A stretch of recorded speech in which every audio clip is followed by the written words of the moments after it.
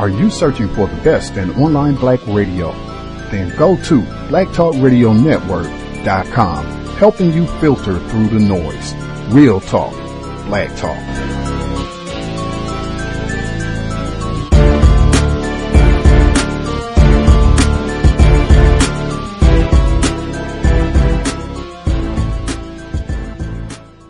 The internet is full of half-truths and all-out lies. We've all seen them, and many people on social media complaining about it.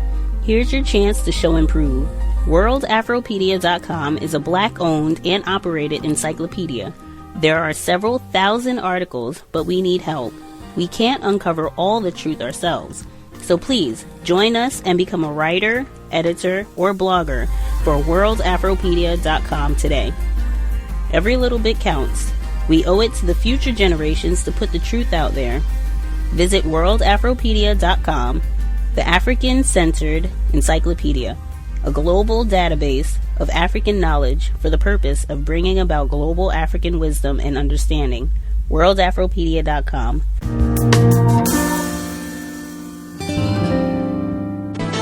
Marquette University trying to explain how a mural honoring a woman who killed a New Jersey state trooper in the 1970s was painted in the student union. It had been there for 2 months. It's gone now, but as Crystal Kastner explains, the controversy behind is not. I haven't heard anything about it. Many Marquette students and staff had no idea this mural covered a wall on campus, or even who Assata Shakur is. After about 15 seconds of Googling, I found out who this woman was, and then my reaction was, what in the world were they thinking? Shakur, a former civil rights activist with the Black Panthers, was convicted in 1973 of killing a New Jersey state trooper execution style. A few years later, she escaped from prison and is living in Cuba. We have good morals here, and, it's good students, good community. So, yeah, it's definitely shocking. It caused a similar reaction in university leaders. University officials say they had no idea a mural was painted inside the Gender and Sexuality Resource Center 2 months ago. Marquette tells Fox 6 once it was brought to light, it was immediately taken down. In a statement, the university says, "This is extremely disappointing as the mural does not reflect the guiding values of Marquette University," end quote. But questions remain, including from McAdams, who is no stranger to controversial topics. He is currently not allowed on campus after writing a controversial blog post a few months back on an unrelated topic. The university is attempting to remove him from his job as an associate professor. I'm thinking, what is this doing in a Marquette office with a mural clearly intended to hold her up as some kind of sage or guru, someone whose statements ought to be attended to, kind of a role model, and I couldn't make any sense out of it. Well, university officials say they're also trying to figure out details on how exactly this happened. We're learning more from Alpha Kappa Alpha, which is a sorority that said that they had a big part in this. They said that they helped conceptualize and helped paint the mural. They say one of the reasons that they chose the image and chose the quotations was, quote, to promote student thinking about their educations and history. However, Shakur's history and background was not fully researched or fully looked into, and officials say if it was, they never would have featured her on that mural. Reporting live on Marquette's campus, Crystal Kastner, Fox 6 News. All right, Crystal. Context of White Supremacy. Justice Gus T Renegade in for another broadcast, hopefully to share constructive information on the system of white supremacy. Today's date, Friday, May 29th, 2015. So I have been told. The audio segment that you just heard, that was from just a few days ago. As I said, Assata Shakur, her name continues to be the focus of much attention under the system of white supremacy. You heard at Marquette University, they trashed a mural, or I guess the most powerful white people decided that they were not going to have any depiction of Assata on their campus, and it violated everything that they stood for. At any rate, this is our fourth study session. Assata Shakur, her autobiography, Assata, an autobiography. We are on chapter 7. Chapter 7, I think when we left off last week, the system of white supremacy, as it often does, contaminated the relationship between Assata and her attorney-aunt, Evelyn Williams, and she ended up excusing herself and allowing Assata to choose her own legal representation. But again, we're picking up on Chapter 7. I hope folks are enjoying and keeping up, and we will go ahead and get started. Again, our narrator, Mel, doing a fantastic job. One of our listeners. I think we should get some commentary from her at some point down the road as well. Context of White Supremacy, Assata Shakur, Chapter 7. Chapter 7. Kamau and I were acquitted in the bank robbery trial in the Southern District of New York on January 28, 1973, and on the following day I was returned to New Jersey. When I arrived at the Morristown jail, there was a clump of reporters and photographers standing around. Morristown looked just like small-town USA. The jail was an ugly building attached to the courthouse. There were a few other women in the jail, and I was kept away from them. The only time I saw them was when I was being taken to or from my cell. They all appeared to be white, although I found out later that one was black. The guards were all women, as old as the hills, and they had been working at the jail for an eternity. There was a television and a radio in the cell, and it had been so long since I had been able to watch the news on television or listen to a static-free radio station that I went crazy, and I had turned into a crochet fiend. My poor mother was the unfortunate recipient of my early quote-unquote creations. Brave, devoted person that she was, she thought that they were pure genius. We learned there were few, if any, black jurors on the panel for the new trial. The news was depressing. The panel was selected from the voting rolls, and since candidates running for office seldom represent in the interests of black and poor people, black and the poor people didn't vote, but failing to vote means that they don't sit on juries. Any chance that we would receive something even remotely resembling a fair trial was slim. We decided to try to have the trial removed to federal court. The chance of the feds taking over was slim, but it was worth a try. If the trial was held in the federal court in Newark, at least we'd be assured of a few more black jurors on the jury panel. There were countless joint legal meetings, countless strategy sessions, and countless court appearances. My first look at the Morris County jury panel flung me into a terrible depression. There were only 2 or 3 black jurors on each panel, and they looked like extras in a soap opera. As a matter of fact, the whole jury panel looked like escapees from a soap opera. They dressed differently and had a whole different air about them than New York people. Morristown was supposed to be one of the 10 richest counties in the country, and looking at these people, I believed it. I could just see trying to explain to them what poor black people in big cities go through. How could they understand someone becoming a black revolutionary? They had so little to revolt against. They had bought the American dream lock, stock, and barrel and seemed unaware that, for the majority of black and third world people, the American dream is the American nightmare. Evelyn and I had resolved our differences, and she was back on the case. She, Ray Brown, and Charles McKinney, Sundiata's lawyer, worked hard on the motion to remove the trial to federal court. But after a hearing, the federal judge remanded the case back to the state court. He hadn't even listened to our arguments. So we were right back where we started, picking a jury in Morris County. Jury selection droned on tediously. Sundiata and I kept ourselves from falling asleep or from having nervous breakdowns by laughing and talking. Just seeing Sundiata every day was such a comfort to me. We made up all kinds of little games and jokes, especially guessing the answers jurors would give to the trial judge's questions. We got to be pretty good at it. We could look at a person and pretty much know what he was going to say. Some glared at us hatefully while they waited to be called, as if they couldn't wait to give their opinion that we were guilty. They were so sure of exactly what happened. They recited detail after detail from newspapers and TV. "Where were you hiding that night on the turnpike?" I wanted to scream at them. "I didn't see you." Others gave us crooked smiles in the hope that we would think they sympathized with us and would leave them on the jury. But there was not one bigot in the courtroom. None of them said that they had any prejudice against black people. "Do you have any black friends?" the judge asked. "Of course." But when asked if they had ever invited a black person to their homes or had been to the home of a black person, the answer was invariably no. On one panel, the judge asked everybody if they had ever called a black person a nigger.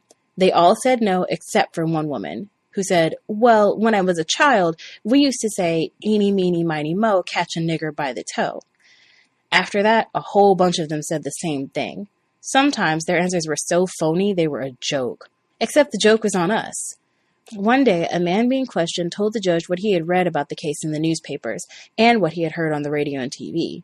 He tried to make it seem that he had just incidentally come across the news stories and that he had not really followed the case or paid much attention to it. Further, he denied having been affected by any of it. Have you ever read a book called Target Blue? Only a day or two before, the defense team had asked that the question be included in the voir dire. Robert Daly, who at one time was the public relations and publicity director for the New York City Police Department, had written a book called Target Blue. An excerpt from the book was coincidentally printed in New York Magazine on almost the exact same day our trial was to begin. 1 or 2 chapters were about the Black Liberation Army. The book was a collection of sensationalism, groundless accusations, and outright lies. The few facts that were in those 2 chapters were distorted beyond recognition. I was referred to by name. Daly implied that I had been responsible for the deaths of numerous policemen. He called me the soul of the Black Liberation Army, the mother hen that kept them fighting and kept them moving. According to the book, I had also robbed numerous banks and blown up a police car with a hand grenade during a police chase. Have you ever read Target Blue? The judge asked. Yes. Immediately, the defense team submitted requests to the judge that additional questions be asked. When did you read this book? As a matter of fact, I'm reading it now. Not only had he been reading the book, but he had it upstairs in the jury room. Although the defense team asked for an investigation, the judge refused. It was obvious that the man had brought the book to court to show the other jurors and that they had discussed it. After a lot of arguments made by our lawyers, the judge agreed to dismiss that juror and the others in the panel with whom he had been close. One day, I was informed that the Nazi Party was demonstrating outside the court, marching up and down, complete with swastikas, brown uniforms, and helmets. They carried white power, save our police, and death penalty placards. Other signs were printed with racist statements. Rumor spread that a cross had been burned in front of the home of one of our supporters. At the end of the day, the Nazis almost got into a fight with some of the few black residents in Morristown. A lot of people don't know it, but they've got more Nazis and Ku Klux Klan in New Jersey than a little bit. Some of my friends call it up south. Lou Myers, who was later one of my lawyers on this case, is from Mississippi. One day, in all earnestness, he told me that he would rather try a case in Mississippi any day than try one in Jersey. I couldn't understand it. I was growing weaker and weaker. My energy seemed to have gone down the drain. All I wanted to do was sleep.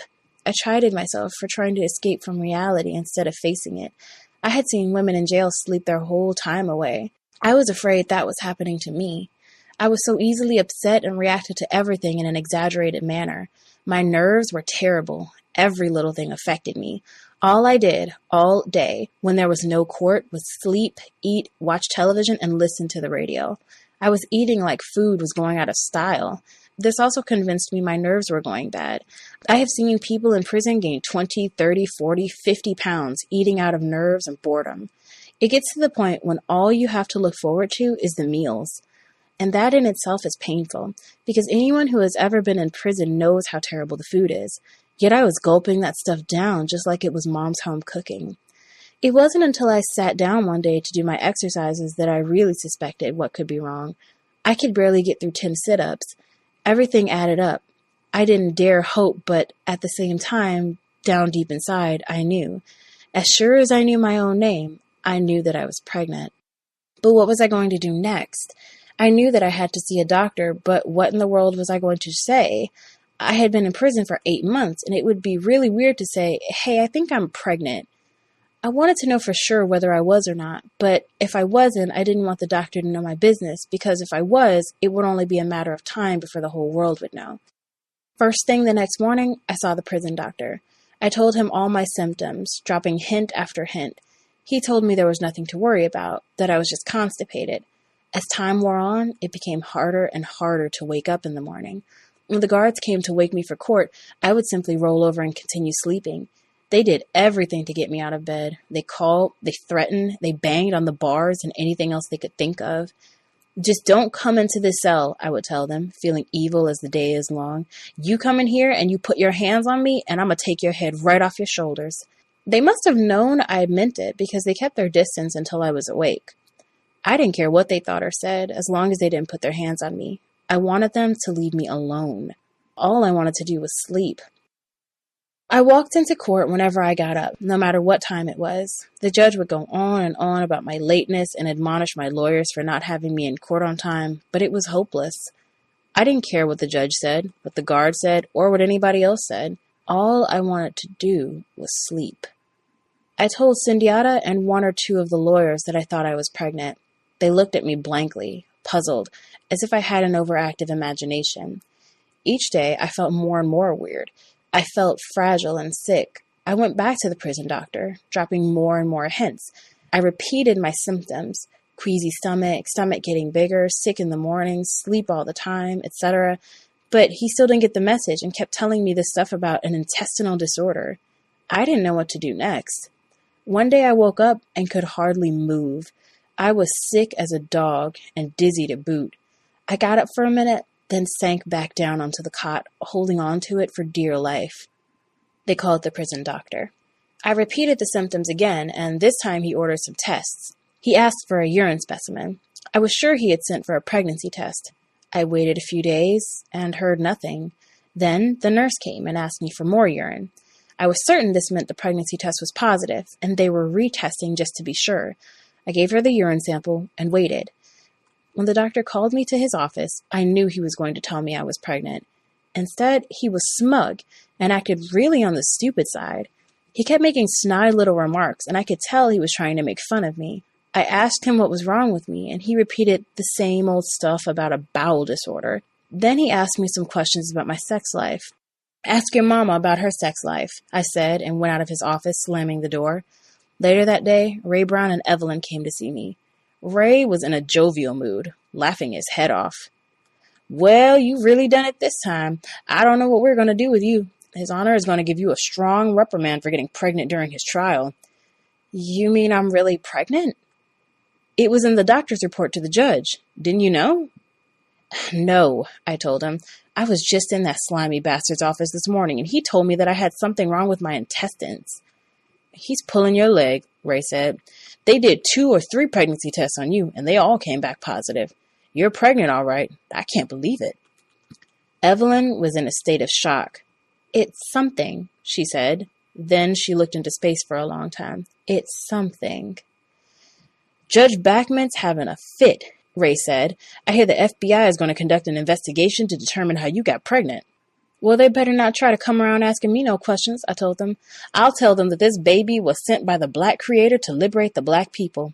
I'll tell them that this baby is the new black messiah, conceived in a holy way, come to lead our people to freedom and justice, and to create a new black nation."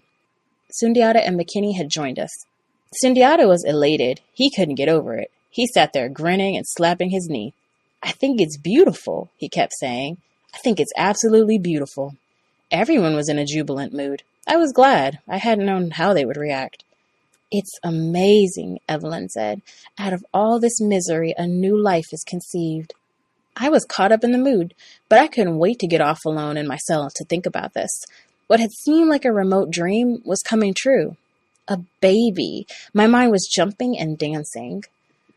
I spent the next few days in a joyous daze. A person was inside of me, someone who was going to grow up to walk and talk, to love and laugh.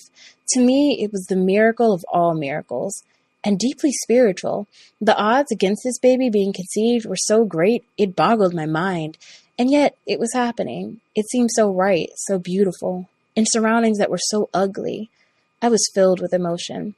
Already, I was deeply in love with this child. Already, I talked to it and worried about it and wondered how it was feeling and what it was thinking. I would lie in my cell wondering about his or her life, wondering what kind of life it would have, what kind of people it would love, what kind of values it would have, and what it would think of all the madness that would surround it. Sometimes I felt so helplessly protective, wondering when my baby would be called a nigger for the first time, wondering when the full horror and degradation of being black in America would descend on my baby. How many wolves hid behind the bushes to eat my child? But there were so many happy things that I thought about too. I wondered when would be the first time my child would sit down and seriously appreciate the glory of a sunset and marvel at the wonders of nature, Or when he or she would smack lips and lick fingers over a sweet potato pie, or kiss strawberries and drink lemonade. It has always intrigued me how the world can be so beautiful and so ugly at the same time. I wanted, with all my being, for my baby to experience the many types and sides of love and friendship, and to know and understand selflessness and generosity, struggle and sacrifice, honesty, courage, and so many of the sentiments that have given me strength and have made my life worth living. In these days, I was in such a state of sensitivity and thought that I barely noticed what was going on around me. The next time my mother came to see me, my sister was with her. I was so happy to see them both. When I say see, it is something of an overstatement, because in Morristown Jail, there are little windows that you and your visitors peek through, and there are little holes through which you're supposed to talk. But to make yourself heard, you are obliged to shout. "Honey, you look pale," my mother shouted. "Mommy, I'm pregnant." "What is it, honey?" "I'm pregnant, Mommy." My mother smiled blandly. I repeated myself, and she began to laugh. "How many months are you?" "No, seriously, Mommy, I'm pregnant." "Well, so am I," my mother said, this time laughing heartily. "I think it was my hysterectomy that caused it." "No, Mommy," I pleaded. "You don't understand. I'm pregnant. I'm not joking." "Who's joking, honey? Pregnancy is a serious matter," she said, trying to keep a straight face, "especially when the baby is born under immaculate conception and God is the father." She and my sister were having a giggling fit. "What are you going to name the baby?" my sister added. "Jesus?" They just carried on. The more I insisted I was pregnant, the more they laughed and cracked jokes. But finally my mother stopped laughing. "Are you really pregnant?" I told her that it happened in the court and that Kamau was the father. "How do you feel?" "Actually kind of funny," I told her. "I can barely move and I'm just so tired." In the visiting room on the prisoner's side, there were no chairs, so you had to stand up and talk. I was so tired, I just couldn't stand any longer. I sat down on the floor, leaning against the wall behind me so they could see me. I couldn't see them, but we shouted to each other until the visit was over. I went up to my cell after the visit ended and immediately fell out. My mother went to the warden to complain about their refusal to provide chairs. The next day, Evelyn came to see me. "Your mother called me last night all the way from Morristown as soon as she left you. She was worried to death that, with all you'd been through, you'd finally been driven crazy. I told her not to worry, that you are in fact pregnant. I think she's in a state of shock. So is your sister. It's all over the papers. Here, I brought them for you." I couldn't believe it. Sure enough, there were the articles. The one in the New York Daily News, I remember, was especially sordid. All the papers speculated about who the father was and how I had managed to become pregnant in jail. One of them hinted that a prison guard was the father. "I'm sick, Auntie. I feel awful." "Well, that's what happens when you're pregnant. You get morning sickness and all sorts of other strange ailments. It's only normal." "Maybe you're right, but I'm having these pains down here," I told her, pointing to where the pains were, "and I can barely stand up." She told me to go see the doctor, and I told her how the doctor had acted. "Well, go see him anyway, and have him examine you thoroughly. Meanwhile, I'll try to have you seen by a private gynecologist as soon as possible. I'll probably have to go to court." She promised that she would do all that she could to get an outside doctor, and I went upstairs to see the jail doctor. "Why did you lie to me and tell me all that junk about a bowel disorder?" was the first thing I asked him. "Well, you lied. I figured I'd just get back at you. Anyway, you found out, like I knew you would." I told him about my pains, and he examined me. "What's wrong?" I asked anxiously. "There's a chance you're threatening to abort." "What?" I practically screamed. "There's a chance that you're going to abort." "I don't want no abortion," I cried out. "It's probably the best course you could take now, and I'd recommend it, but that's not what I was talking about. I said that there was a chance you could spontaneously abort, have a miscarriage." "Oh no," I moaned. "What are you going to do?" "Relax, it's probably nothing serious. It's nothing much to worry about." "What do you mean, nothing much to worry about? I want this baby." "Well, I can't force you to do anything, but my advice is to have an abortion. It will be better for you and for everyone else." "I don't want nobody's abortion. What are you going to do about this miscarriage thing? Isn't there something you can give me to keep me from having a miscarriage? Isn't there something I can take to make sure I don't lose this baby?" "No, there's nothing I can do now. We have to wait and see what happens." "What do you mean, wait and see what happens? If I have a miscarriage, then it will be too late." Can't you call a gynecologist? No, there is nothing I can do right now. You mean there's nothing you will do right now, don't you? Take it any way you want to. Won't you at least call a gynecologist to come see me? You're not a specialist in this area. I don't need you to tell me what my specialties are, he said angrily. It would be best for everybody concerned if you have an abortion, no matter which way you have it. Just who is everybody concerned? Don't you worry about it. My advice to you is that you should go to your cell and lie down. Just lie down and rest your mind. Just lie down and stay off your feet. And if you go to the bathroom and you see a lump in the toilet, don't flush it. It's your baby. I raced out of his office, and when I got to my cell, I lay on my cot crying. I was worried to death. As far as I could see, they were out to kill my baby. I couldn't lose this baby now. Not now. It was meant to be. This baby was our hope for the future. I tried to calm myself. I didn't want the baby to feel my anguish. Finally, I fell asleep. The next morning, I waited anxiously for Evelyn and Ray Brown. Ray came first. I told him what had happened. Please, I begged, get a doctor we can trust to see me today. I'll try to get one as soon as I can, Ray assured me. I'll have to make some phone calls, and then I've got to talk to the judge. He's having a fit, you know. He wants to resume the trial today. Don't worry, everything is going to be all right. Ray and Evelyn came back in about an hour. Don't worry, they told me. The trial has been postponed until there is a report from our doctor. The judge has permitted you to be examined by your own gynecologist, and he's coming this afternoon, so cheer up. They did their best to take my mind off everything and to make me feel better. That day, I felt worse than ever before. Is the doctor black?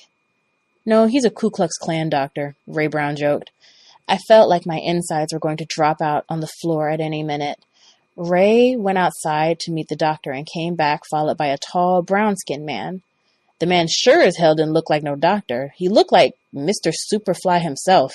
He had on a long fur coat, a jumpsuit, and platform shoes. But when I looked into his face, I was reassured. He was kind and very self-assured. He was gentle, and when he examined me, I was truly grateful. He asked a whole lot of questions in a careful, painstaking manner. I was really impressed. Would you tell me your name again? I asked him, ashamed that I had forgotten it. Sure, that's an easy order. Ernest Wyman Garrett. He practiced in Newark, and there was an air of Newark about him. I liked him instantly. He was one of those rare breed of black professionals who haven't lost contact with the masses of black people. He didn't have one trace of the affected bourgeois speech and mannerisms that are so popular among the black middle class. I waited nervously for the verdict. There's no doubt about it. You're pregnant. But I found blood in the vaginal canal, which can be a sign that something is wrong. There's a possibility that you are threatening to abort. This doesn't mean that you are going to have a miscarriage. The chances are good that you won't. The odds and medical statistics are in your favor. He explained the different possibilities and treatment he was prescribing. I just asked a million questions, and when he left, felt a whole lot better, just knowing there was someone I could trust taking care of me and the baby. The days that followed are blurry in my mind. Most of the time, I slept. The warden and the sheriff, and the powers that were, didn't like the idea of my having my own doctor, though. In their minds, the butcher, jailhouse, quackhouse doctor was good enough for me, and the fact that Dr. Garrett was black infuriated them. They refused to let him examine me unless a white doctor hired by the state was present. And for the report to the judge, the white doctor had to examine me. Fortunately, he agreed with my doctor's findings. There was a lot of activity going on around me, and I didn't understand. I was too out of it to try. I could see, though, that Evelyn and Ray were worried. I wanted to help them to get to the bottom of what was happening, but I just didn't have the energy. About 2 days after his first visit, Dr. Garrett came to visit me. When he finished examining me, he said, Assata, I don't want to worry you, but I think you should be hospitalized. It's nothing serious, strictly a precautionary measure. You're in no condition to proceed with a trial. You need a few weeks of complete bed rest. There's the possibility that the judge will try to push you into the trial right away without regard for your medical condition. Assata, there is no way we are going to let that happen. I am prepared to fight all the way for your right as a human being to receive decent medical care and for your baby to be born healthy. I'm doing the same for you as I would for any other patient. You should be hospitalized. There isn't a responsible doctor in the world who wouldn't agree with that opinion, and I'm prepared to testify in any court that to deny you your proper care would be tantamount to committing murder. I will be going in a very short time to give a medical report about your condition to the judge. I will do my best to convince him of the seriousness of this matter. I think he'll listen to reason. I'm sure the judge will go along with the findings of 2 board-certified gynecologists. But if worse comes to worse and the judge denies our motion, I will see to it personally that this jail and courtroom are surrounded by the right-to-life people tomorrow morning. I was too shut out to say much more than thank you. I was scared to death for my baby, but I knew that everything that could be done was being done, and that was a load off my mind. I got dressed and waited for them to come and take me to court. I wanted to hear what was going on. When they didn't come for me, I became worried. What was going on? Why weren't they bringing me to court? Why were they taking so long? What were they going to do? Were they going to try to make me go to trial like this? What were they planning to do? Evelyn and Ray came in strutting and beaming. I knew everything was going to be all right. What happened? Why didn't they bring me to court? You're too sick to go to court, Evelyn laughed. Haven't you heard? They don't let pregnant women come to court. They figure it's a disease and are afraid everybody will catch it. We felt like it was much better for you not to be moved. They'll be taking you to a hospital as soon as they can make the arrangements. Dr. Garrett did a great job. After that speech, there is no way the judge was going to force you to go to trial in your condition. The trial has been severed, and Sundiata will go on with the trial alone. What? I exclaimed. But we had agreed that we would be tried together. Why can't they wait until I'm better? Now, Assata, you know they're not going to wait for you to have your baby to try Sundiata. They claim that being here in Morristown is costing them a fortune. It'll be cheaper to try us together, I said. Well, can't I at least see Sundiata and say goodbye to him? We'll try, they said, but we doubt if there will be time or if the sheriff will consent to it. I'm going to miss Sundiata. Yes, we know. Later, they put me on a stretcher and wheeled me into an ambulance. Don't worry, I told the baby. You're going to be all right. Love. Love is a contraband in hell. 'Cause love is an acid that eats away bars. But you, me, and tomorrow hold hands and make vows. That struggle will multiply. The hacksaw has 2 blades. The shotgun has 2 barrels. We are pregnant with freedom. We are a conspiracy. Chapter 8. After the village, I lived with Evelyn on 80th Street between Amsterdam and Columbus and Manhattan. She had a garden apartment in a brownstone. Nothing grew in the garden but weeds, and it was where our neighbors threw their garbage. The apartment was one big room that we used for sleeping, eating, and living. It had a kitchen and a bathroom with an old-fashioned toilet up on a platform and an overhead tank so that you had to pull on a little chain to flush it. Evelyn always referred to it as the dump. She had it fixed up nicely, but it was just too small for 2 people, especially if one of them was me. I was a slob, and Evelyn went to great pains to train me in neatness. In a small place like this, when just a few things are out of place, it looks like a hurricane passed through. And many times after a long day's work, poor Evelyn would be greeted with a hurricane, a tornado, and an earthquake at the same time. Gradually, I learned to keep things in something vaguely resembling order. The neighborhood for me was exciting, full of character and different flavors. Central Park and Riverside were nearby, and I immediately fell in love with both of them. Then, also, there were plenty of museums nearby. I spent hour upon hour in the Museum of Natural History and the Metropolitan Museum of Art. They were free then and full of fascinating things. There were all kinds of stores for me to explore and examine, even though most of the time I didn't have any money. I was delighted with it all, and it was my first clear glimpse of the hierarchy of American society. 80th Street, like many of the nearby streets, was changing. Most of the changing, however, had taken place before I got there. Most of the Germans had moved out, and blacks and Puerto Ricans were moving in. Evelyn told me that when she moved there, it was so safe she slept in the summer with the back door open and just the screen door latched. On 80th Street, there might be 3, 4, 5, or more people huddled into a one-bedroom apartment. Sometimes the apartments were rented, furnished with nothing but an old saggy bed, a chest of drawers, and a beat-up refrigerator and stove. You could usually tell them from the outside by the paper-thin curtains shimmying in the wind. Most of the people on 80th Street were poor, although here and there were a few renovated apartments that catered to a clientele that was a little richer, usually night people. 79th Street was directly behind us, but there was a world of difference between the two. It was an upper-middle-class street. Doctors and lawyers and a lot of performers lived there. Every day after school, I would hear an opera singer practicing. Maybe that's why I developed a profound dislike for opera.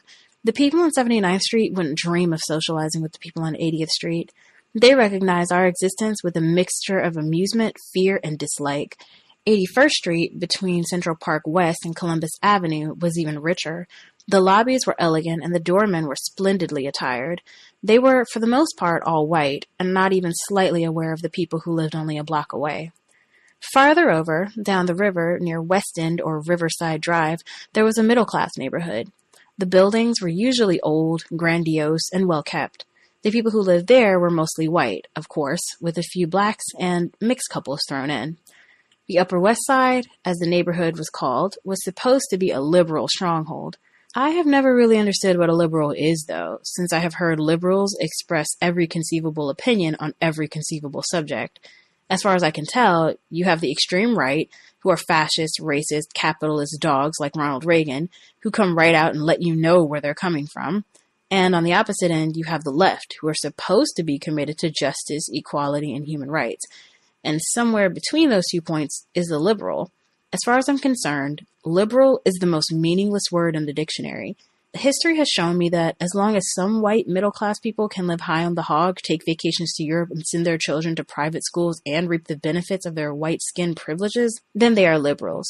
But when times get hard and money gets tight, they pull off that liberal mask, and you think you're talking to Adolf Hitler. They feel sorry for the so-called underprivileged just as long as they can maintain their own privileges. Sometimes I walked over to the east side, on the other side of Central Park. If Riverside Drive was like another city, then Eastside was like another world. English nannies pushed fancy baby carriages, they called them trams, through the eastern side of Central Park. The only black people you saw were servants or, like me, those just passing through. Fifth Avenue, Park Avenue, chauffeur-driven cars, diamonds and furs. The Upper East Side was for the show-nuff rich. When I walked through those streets, some looked at me as if I was an object from a museum or something. Once or twice, a doorman actually stopped me and asked me where I was going. But I kept walking and looking. Sometimes I'd have some fun and walk into one of the stores. I couldn't believe there were people who paid that kind of money for things. As soon as I'd step in, the salespeople were right on me. Sometimes I said I was just looking. Other times I would ask for outrageous things, like pickled feet. Usually they would say, What? And I would burst out laughing. One time, I went into a grocery store and was asked who my mistress was. I was always crazy about art and made it a point to visit any art gallery I discovered. Sometimes they acted snooty or disgusted. At first, I felt uneasy and out of place. But after a while, whenever they acted disgusted, I made a point of asking the price of each piece. They would turn so red and swell up so much that it was comical. I remember hating some of those people, but at the same time, I wanted to be rich like them. Back then, I thought being rich was the solution to everything. 4 blocks from where we lived, there was still another world, 84th Street between Amsterdam and Columbus. Before it was torn down, it was voted the worst block in the city. When I was a kid, I never would have imagined that people could live so bad. Living in some of those apartments was like living in a coffin, I swear. There was one building that when you walked past it in the summer, it stunk so bad it made you want to drop to your knees. Usually, I'd just sit on some stoop and watch the street. There was always something going on. Men standing around with do-rags on their heads, covering their greasy processed hairdos, making deals, laughing and talking, and looking at the women passing by. Drunks and fights and drunken fights. The street was always alive and swarming with people. Survival and life were hanging out in the open like laundry for everyone to see. Arguments, dirty deals, misery, and malice ran out into the streets like pus from open sores. There was something horrible and foreboding about the street, yet exciting at the same time. Lil Bit, who went to my school, lived on 84th Street. Her nickname was Lil Bit, but I called her Fruit Fly because she was crazy about fruit. I liked to hang out with her because she was a good walker. We could walk for hours without getting tired. One day, she asked me to come with her to get something from her house. When we got there, I couldn't believe it. I thought I had seen some messed up cribs before, but hers took the cake. She lived in a tiny little pea-green closet of a room, covered with wall-to-wall roaches. I just kept staring at Lil Bit. She walked around in that horror house like it was normal. She didn't even try to kill the roaches. She just brushed them aside if they got in her way. When I left, I itched and scratched for hours. When I met Lil Bit's mother and started to get to know her and some of her neighbors, I got my first lesson in hopelessness. Lil Bit's mother used to work in factories and laundries as a presser, but she burned her hand real bad and was on some kind of disability. She lived day to day and from check to check. She was always sick, and sometimes her cough was so bad, I thought she was going to die at any minute. She acted like she was too tired or too weak to do much of anything. They had a hot plate, but most of the time they didn't even cook. They just ate sandwiches, usually lunch meat on white bread. Lil Bit's mother never went anywhere except to the clinic or to the welfare office or to the bar on Amsterdam. Sometimes she would get drunk and start crying about some man she used to go with. She didn't know anything about what was going on in the world, and she didn't seem to care. 84th Street was her world, and other worlds didn't really exist. When I was with Lil Bit and her mother, I felt all kinds of things. Sometimes disgust and anger because they accepted anything and lived any old kind of way. Other times, I felt sorry for them, and still other times, I relaxed and enjoyed them because they were so easy and down to earth. But whenever I hung out with them, it was down on the stoop. I would never go up into that house. Evelyn kept my excursions at a bare minimum, though. She was strict and didn't play around. Every day after school, I had to be in the house by 4 o'clock, and she would call home just to see that I had arrived safely. Evelyn didn't want me in the street too much because she said that the neighborhood was bad. She didn't want me to get into any trouble. And she also wanted me to stay at home and do my homework. After homework, I read. I have never been too fond of television, and besides, Evelyn had an excellent library. Those books were like food to me. Fiction and poetry were my favorites, although I liked history and psychology too. I also liked to read about other countries and about all the different religions in the world. The only books I never touched were Evelyn's law books. They were dry and boring and Greek to me. Evelyn was a store of knowledge, and she knew about a whole range of subjects. We were always discussing or debating something. Hanging out with Evelyn, I started to think that I was cool and sophisticated and grown up, and that I knew it all. You couldn't tell me nothing. I was just too cool. Evelyn and I went to museums and art galleries and to the theater, on Broadway, off Broadway. She was turning me on to so many things. I started to view movies as an art form instead of just entertainment. I was learning what and how to order at restaurants, and my vocabulary and control of the English language was expanding greatly. But life with Evelyn had its ups and downs. Sometimes we got along famously, and other times it was terrible. Evelyn was super honest, and she just could not tolerate my lying. I would try to tell the truth and try to be honest, but sometimes, especially if it was in a tight situation, I would lie. I had been in the habit of lying, and it was easy for me to fall back into the old pattern. But it was futile to lie to Evelyn because she was a lawyer and would cross-examine me until I would inevitably trip myself up. Little by little, I got out of the habit, but it was a long and constant battle between us. Our financial situation also had its ups and downs. One week we were rich, and the next week we were poor. Evelyn was determined to be a trial lawyer and to be in private practice. Most of her clients were black and poor, and most of the time they didn't have money to pay her, but Evelyn would defend them anyway. She was always up in arms about some injustice or other. I used to call her the last angry woman, but when somebody did pay her, we were rich. We would go out and celebrate. For a week or so, we ate steaks and lamb chops, went to restaurants, took taxis. The next week, we would be right back to riding the subways and eating hamburgers. Evelyn was generous and extravagant, and she had absolutely no head for business. I usually did the shopping for us since I was more tight-fisted and practical. Once in a while, I'd be tempted to give myself a 5-finger discount, but Evelyn was so honest that it rubbed off on me. I was becoming so goody-goody, I couldn't stand myself. I really underwent a great change. Evelyn had great plans for my future. I was going to junior high school 44, but Evelyn wasn't satisfied with the education I was receiving. JHS 44 wasn't a bad school, but we were learning at a much slower pace than at my school in Queens. I don't remember too much about the school except for the music class. Most of the class was black or Puerto Rican, and we all loved music, but we hated music class with a passion. The teacher talked to us as though we were inferior savages incapable of appreciating the finer things in life. She lectured about symphonies and concertos and sonatas and the like in a snooty voice. A boy would mimic the gestures and expressions of the teacher, and the rest of us would giggle and snicker as she played music. The teacher became more and more exasperated, saying, "Listen, can't you listen? Don't you have ears? Can't you appreciate anything? I'm trying to get you to appreciate music, and you all act as though you're deaf.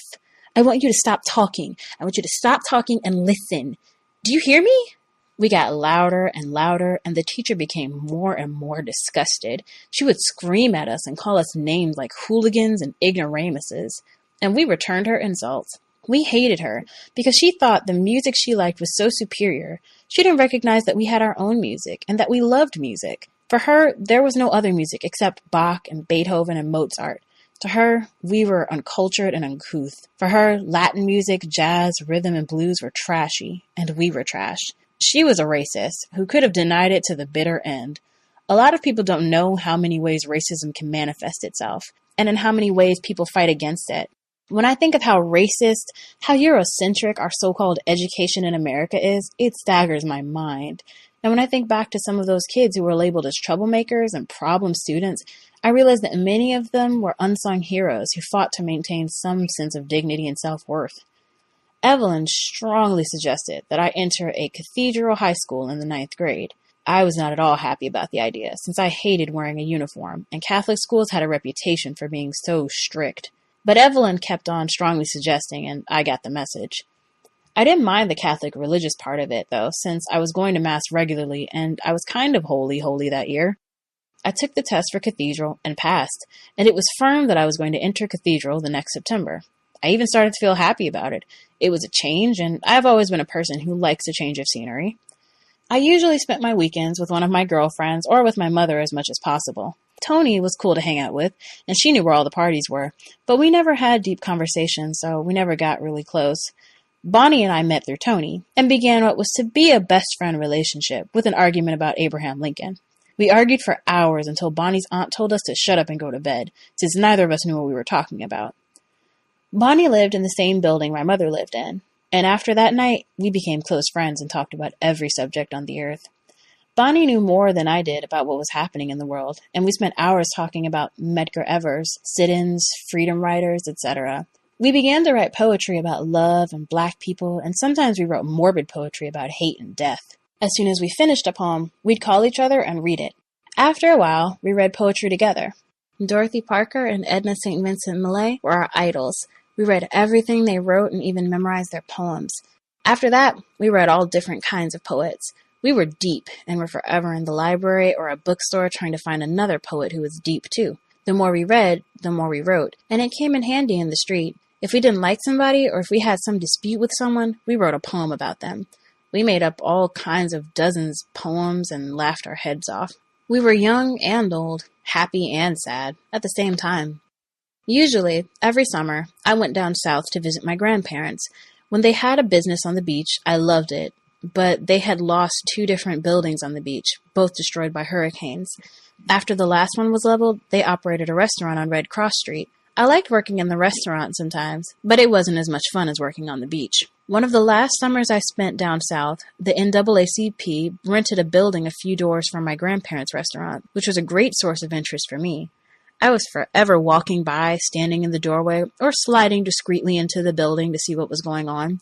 I could hear them talk about integrating the South by sitting in, praying in, singing in, and about nonviolence.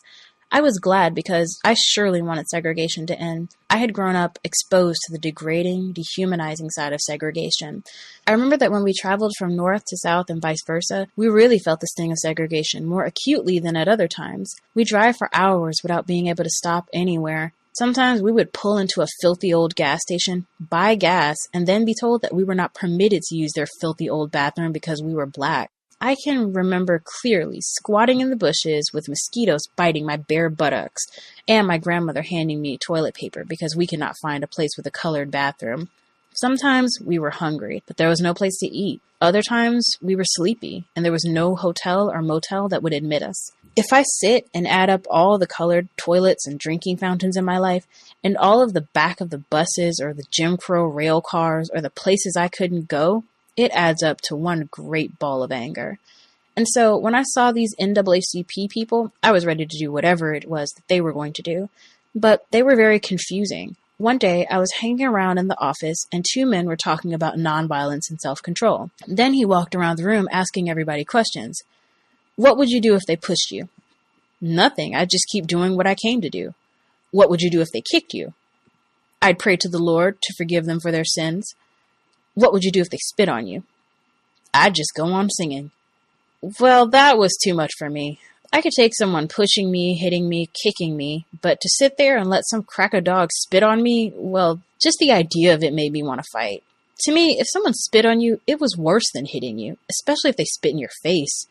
I tried to tell myself that I would just sit there and take it, but every muscle in my body, every instinct I had, rebelled against it. The man continued to walk around the room, asking everybody the same questions. When he came to me, I answered the same too, except for the spitting question. I don't know, I told him. What do you mean you don't know? I just don't know. Well, little sister, we can see that you're just not ready. If you want your freedom, there's no sacrifice that's too big to make. Everybody looked at me as if I was some kind of stupid idiot. I felt bad, but I still couldn't get used to the idea of letting somebody spit on me. The man said I wasn't ready, and I had to agree with him. When I think back to those days, I felt such admiration and respect for the spirit of struggle and sacrifice that my people exhibited. They went up against white mobs, water hoses, vicious dogs, the Ku Klux Klan, trigger-happy nightstick-wielding police, armed with only their belief in justice and their desire for freedom. I remember how I felt in those days. I wanted to be an American, just like any other American. I wanted a piece of America's apple pie. I believed we could get our freedom just by appealing to the consciences of white people. I believed that the North was really interested in integration and civil rights and equal rights. I used to go around saying, our country, our president, our government. When the national anthem was played or the Pledge of Allegiance spoken, I stood at attention and felt proud. I don't know what in the hell I was feeling proud about, but I felt the juice of patriotism running through my blood. I believed that if the South could only be like the North, then everything would be all right. I believed that we black people were really making progress, and that the government, the president, and the Supreme Court, and the Congress were behind us, so we couldn't go wrong. I believe that integration was really the solution to our problems. I believe that if white people could go to school with us, live next to us, work next to us, they would see that we were really good people and would stop being prejudiced against us. I believe that America was a really good country, like my teacher said in school, the greatest country on the face of the earth. I grew up believing that stuff, really believing it. And now, 20-odd years later, it seems like a bad joke.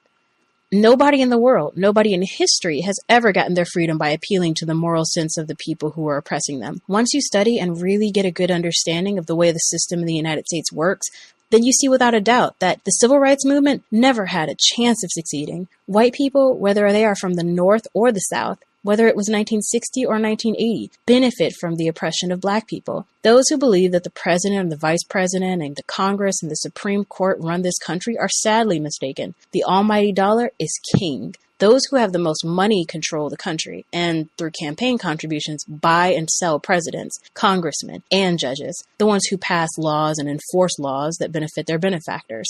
The rich have always used racism to maintain power. To hate someone, to discriminate against them, and to attack them because of their racial characteristics is one of the most primitive, reactionary, ignorant ways of thinking that exists. A war between the races would help nobody and free nobody and should be avoided at all costs. But a one-sided race with black people as the targets and white people shooting the guns is worse. We will be criminally negligent, however, if we do not deal with racism and racist violence, and if we do not prepare to defend ourselves against it. Stranger. Everything you love is from a different world. Hungry. You turn your nose up at my peas and rice. Context of White Supremacy. We will pick up for the second audio segment, Chapter 9. Chapter 9 for the second audio segment. For folks who would like to chime in, the number to dial is 760-569-7676, and the code is 564-943#. Press *6 if you would like to participate. I'm trying to do the math as we roll. I think we should have 3 more study sessions on this book, and we will be all done. We are past the halfway point in the text, and I think we only have 3 more of these. So I'll go ahead and get out now so folks can be thinking. Gus chose all of the books going all the way back to the immortal life of Henrietta Lacks. Folks remember way back. I think that was either summertime or early fall 2014. But I have hijacked the book study session and picked all the books that we've done since then. And I am giving control back to the listeners the way we did things before. I would pick a book, then listeners would vote and pick a book. So you all can be thinking of books you would like to read next. Not that I didn't have a book in mind to read next, but I think I have picked 4 in a row, and I'm willing to be content and allow folks to pick. So you can be having in mind, we still got 3 more of these to go, so you got a while to think, but you all can vote for the next book. Anywho, the number to dial, 760-569-7676. The code 564-943 pound. If you would like to use the free flash phone, if you don't want to use your phone or anywhere in the world, you can dial in and participate. But it should be linked at Black Talk Radio Network. For those who are not listening at Black Talk Radio, you can put in the following URL, which is tiny, tiny.cc/1 race, and that is the number 1. One more time. Tiny, TINY.cc/1 race, and that is the number 1. When you put in that address, just click the link on the left side of the page. It will say free flash phone. When you click it, it will open a tiny window on your screen. Very top line, drop down menu, select the number that I just gave, which again is 760-569-7676.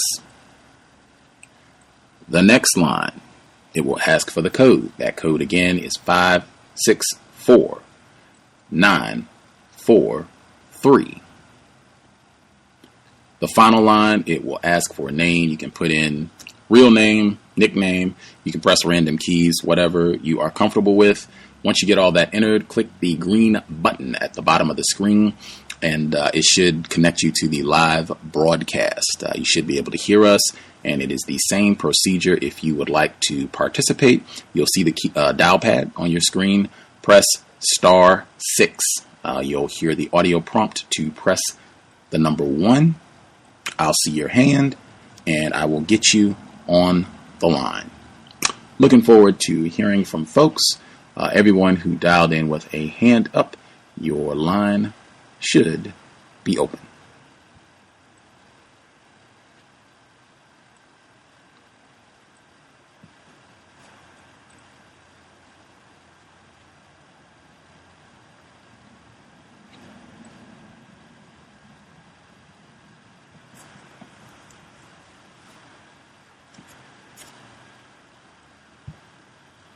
Don't everyone all speak at once. Yes, may I be heard? Yes, sir. Okay, greetings, Gus. Greetings to other callers, listeners. It's Demery 4 here. I'd like to start off with commentary on page 118.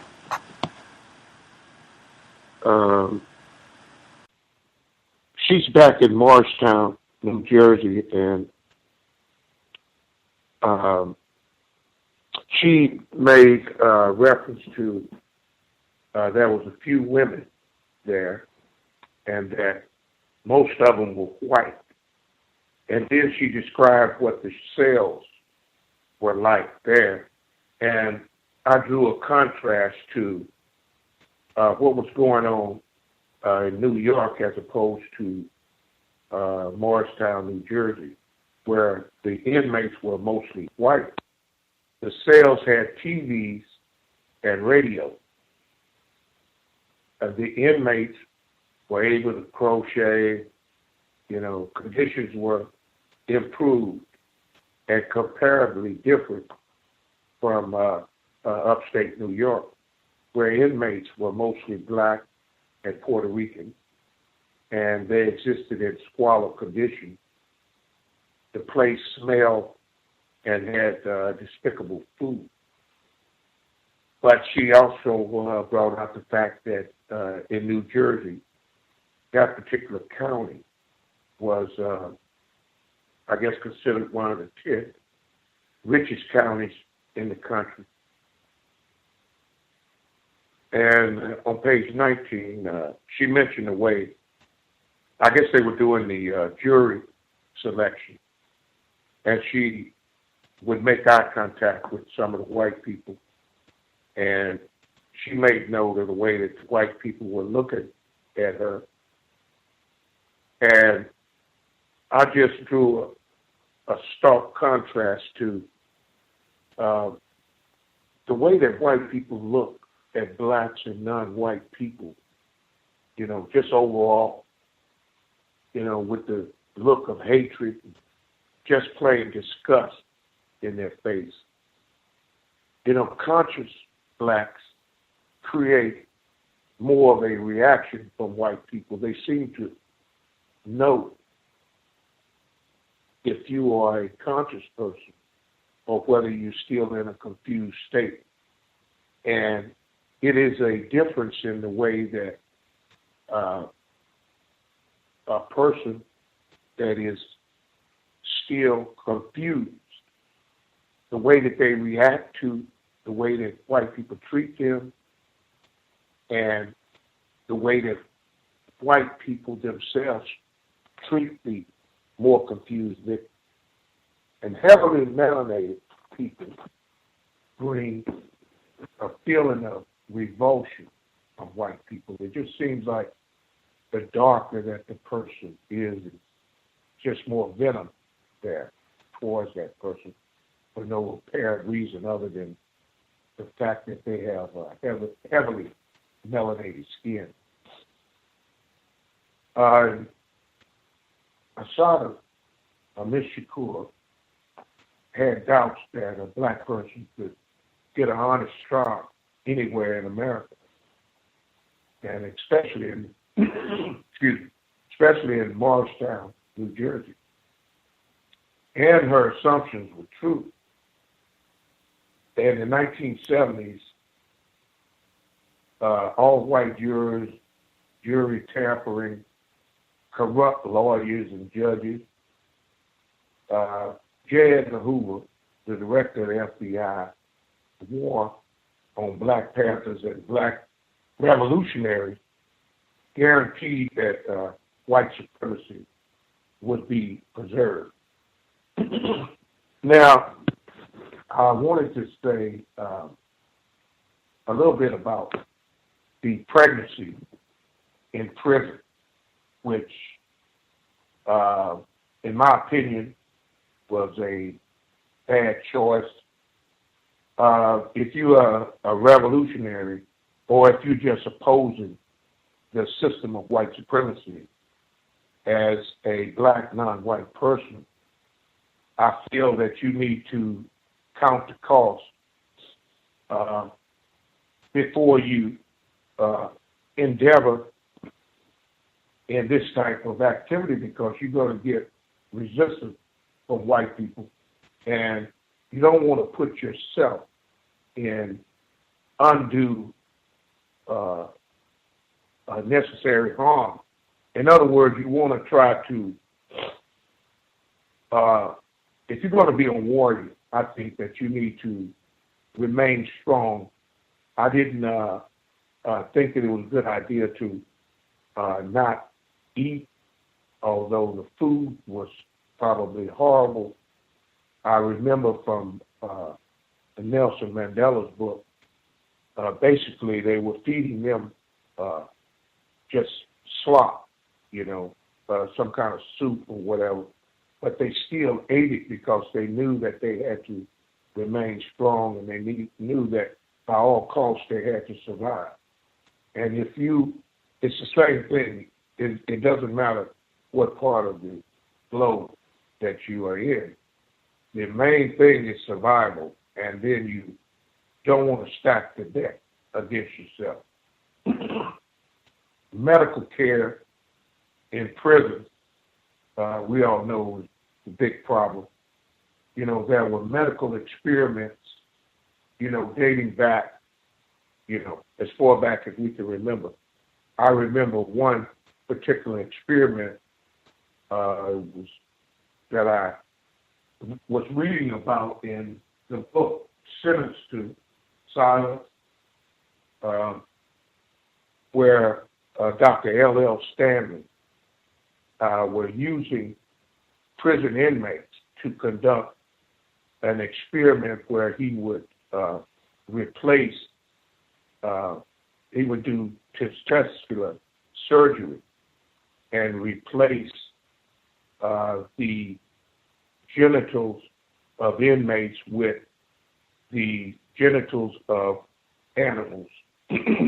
Animals such as rams and boars, and even the genitals of other deceased inmates, in an effort to try to improve the vitality or sexual appetite of aging men. And I assume that the experiment was done, for white men at the expense of the prison inmates. She made reference when Dr. Garrett, black doctor, examined her, and then they would refuse to let him examine them unless a white doctor was present. And it shows that the final say-so, I guess, of the examination had to be okayed by a white man, regardless of the credentials that a black person, holds.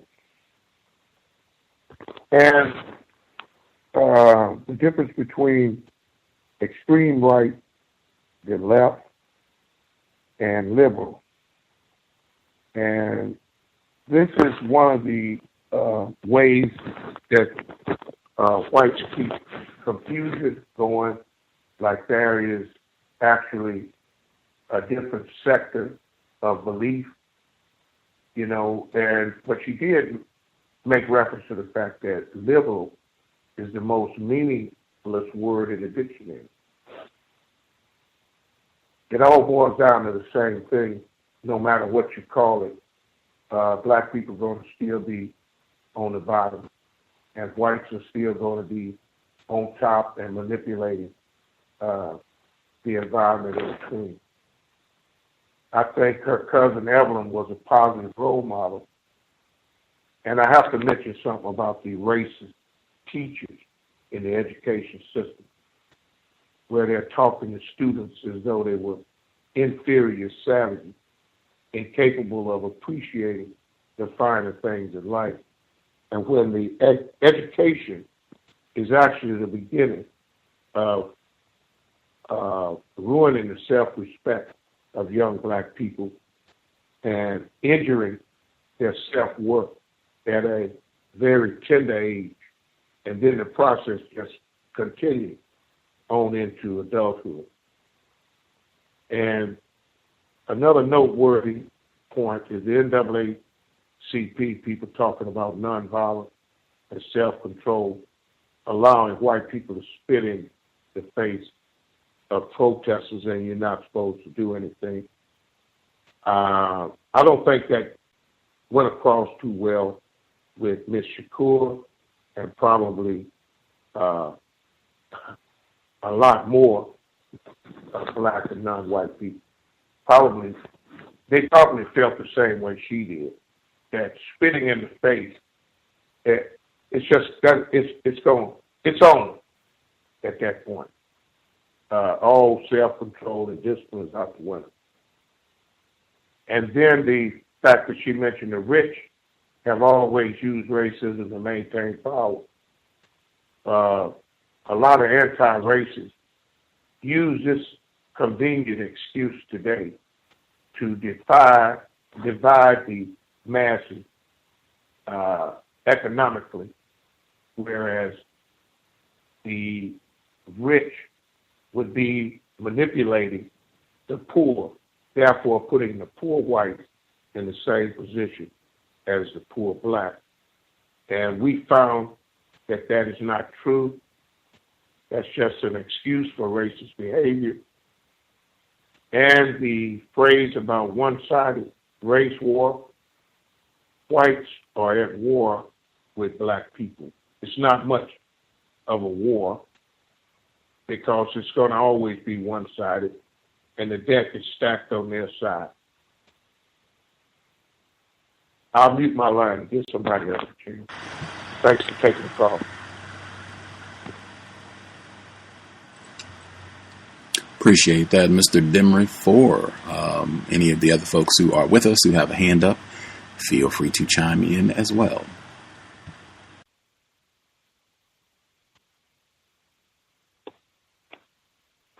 Greetings, Gus, and the other callers.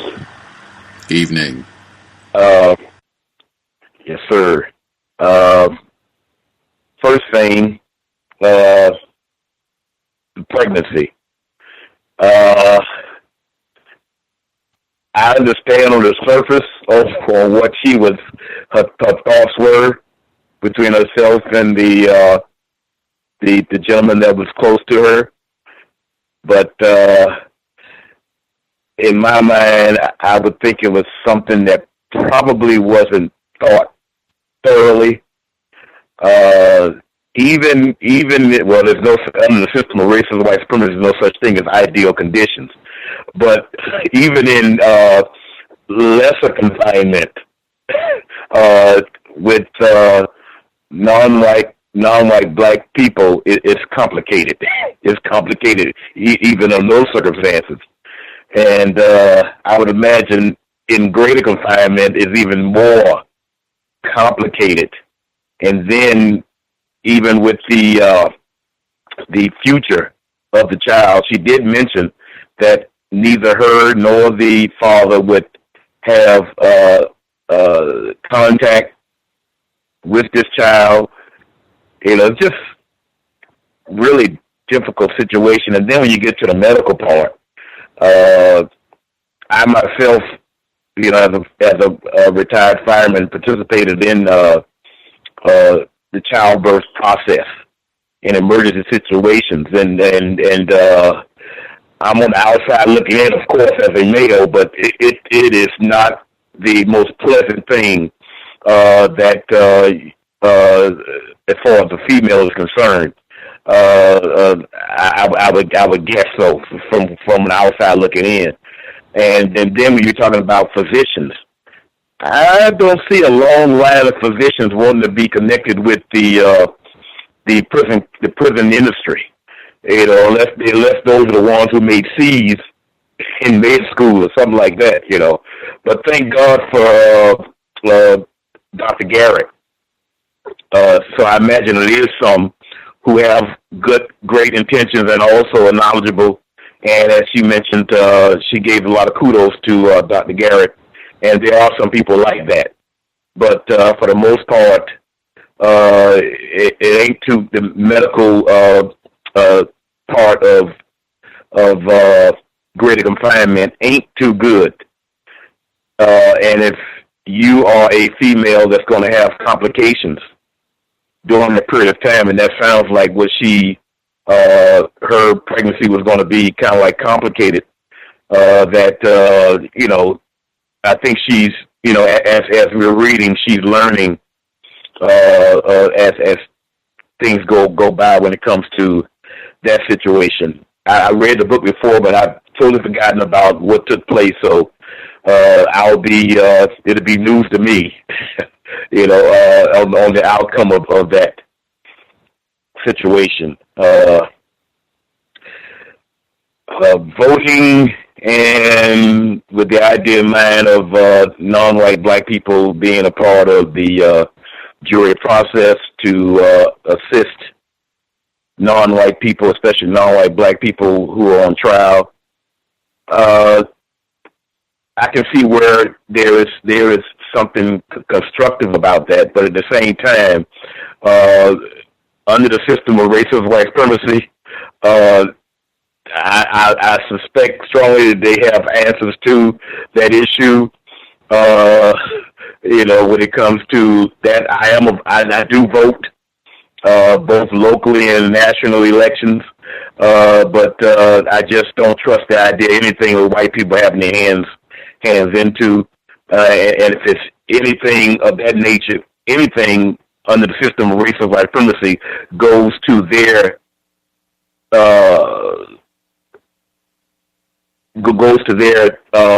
dislikeness of wanting us to have some sort of leverage, then they can pretty much handle it or twist it in a way that they want to for their best interest and not to our best interest. And once again, thanks to Dr. Garrett and Aunt Evelyn. It's always good to, if you don't have such a great relationship with your mom, that one of her sisters, I believe it's that side of the family, right? If Aunt Evelyn was related to her mother. Am I correct about that? You are correct. I think she's on her maternal side. Okay. Yeah, it's always great if the mom daughter connection is not there. It's always good to have an aunt around, and plus from the standpoint, she also was her attorney, and that's a great situation for her to be in. They like she was saying, they had their ups and downs, but for the most part, Aunt Evelyn, stuck in there, where most people probably would have cut the cord and that'd have been it, as far as that concerned. And I suspect that she stayed with her all the way through the book. I could be wrong, but I suspect she probably, stayed with her and still have a relationship with her as we speak today, which is a good thing. But, those are the subjects that come to my mind for this first reading period. Thank you.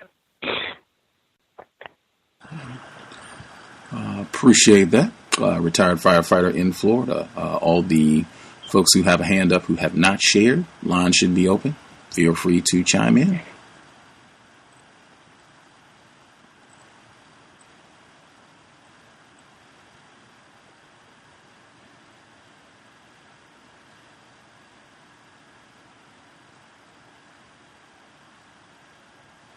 Seeing other hands, let's not be timid. Make sure everybody gets a chance to share. Other folks.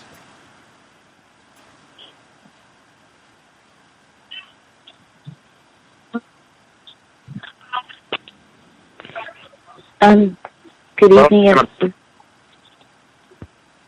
Oh, I can wait. Go ahead.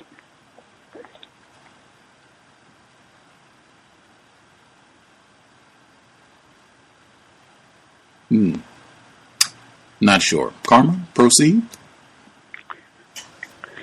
Okay. Good evening, everyone. Let me see. I thought there's a lot of things. I don't know. It wasn't flowing to me as much as the first part, so maybe I'm just scattered. When it started talking about blacks and poor don't vote, I'm just now learning things, so I have an issue with that. I have a real issue with that. What I saw was I saw people lined up around the block to vote for President Obama, but I guess blacks and poor don't vote as much as they should. But I know there's some untruth in there somewhere, because the people that I know, they're like, oh, they just can't wait to vote. They can't wait to vote if they know about the election. So, and then also in the jury selection. Instead of just grabbing a jury, she was saying how long and tedious it is. I think that maybe what happens when they have a really, notorious, I shouldn't use that word, when they have a big case, and they want to get vindictive, white people, they all want to participate in the lynching. That's when you have those really prolonged jury selections because they want to make sure they get every white person who's there. They're going to have an opportunity to get on the jury. And they're even saying it, like some of them would smile, and act like they were sympathizing with them so that they would leave them on the jury. All the white people want to participate in the lynching. It's just like a rush mob, like a super sale. And that's why it takes so long to pick a jury when there's a case like this. As far as other books, they were talking about Target Blue. I don't know what it's about, but maybe it's something that we should read. And then I was also saying we were going to read part 2 of the Turner Diaries also. So maybe we should read Target Blue, which is what they talked about in this book that the white people were reading. So maybe all of the white people have been reading it all of the time ever since then. And because I've never heard of it until this. And then maybe the Turner Diaries too. So down there they started talking about the Nazi Party protesting outside of the courthouse. And so I looked up the K, and maybe we talked about this in maybe now. We said, well, why does she use the K in the spelling of everything? And it was just a brief thing on the internet. It said, well, that's because that's the way the Germans spell America, with a K. And also it says it's just become a practice of derision, against the country to spell it with a K, as in referencing the Ku Klux Klan. So that's what I found when I looked that part up. I don't know if things have changed, but even though people don't talk about it, as far as I know of, on this planet, the number one cause of death for women of childbearing age remains childbearing.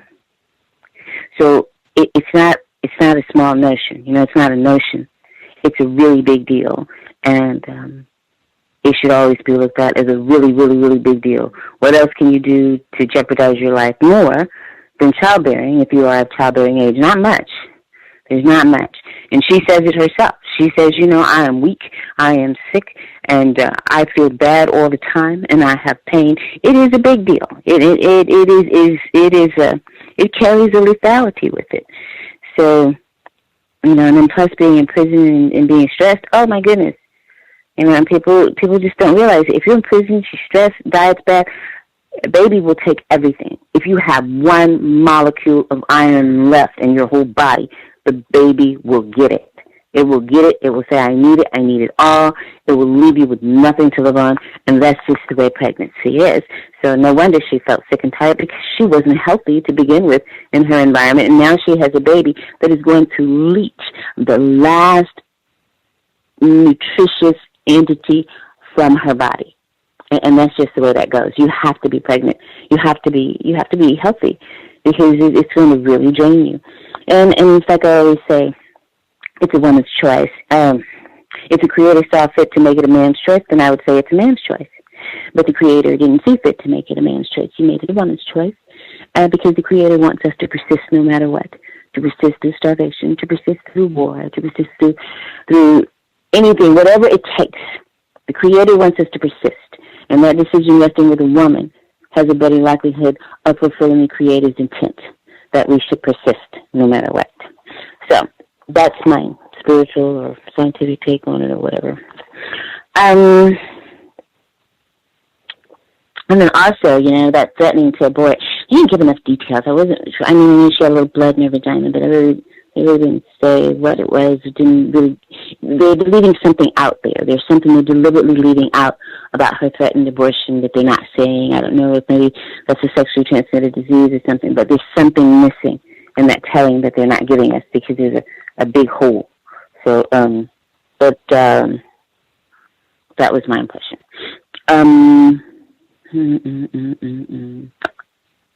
Fragile, sick, disease. Oh yeah, I was really feeling a lot of hate on that doctor for she's saying, I'm sick, and she's thinking she's pregnant, but he's telling her she's not. So I'm sure it's going on in the back of her mind that maybe she's just dying. If I'm not pregnant, then I must be dying, because I know that there's something terribly wrong with me. And I think that's the cruelest thing in the world, you know. I mean, because she knows there's something really not correct, not normal about her body, and he's telling her, no, you're not pregnant. So she's thinking she's dying. Let's see, what else? Oh,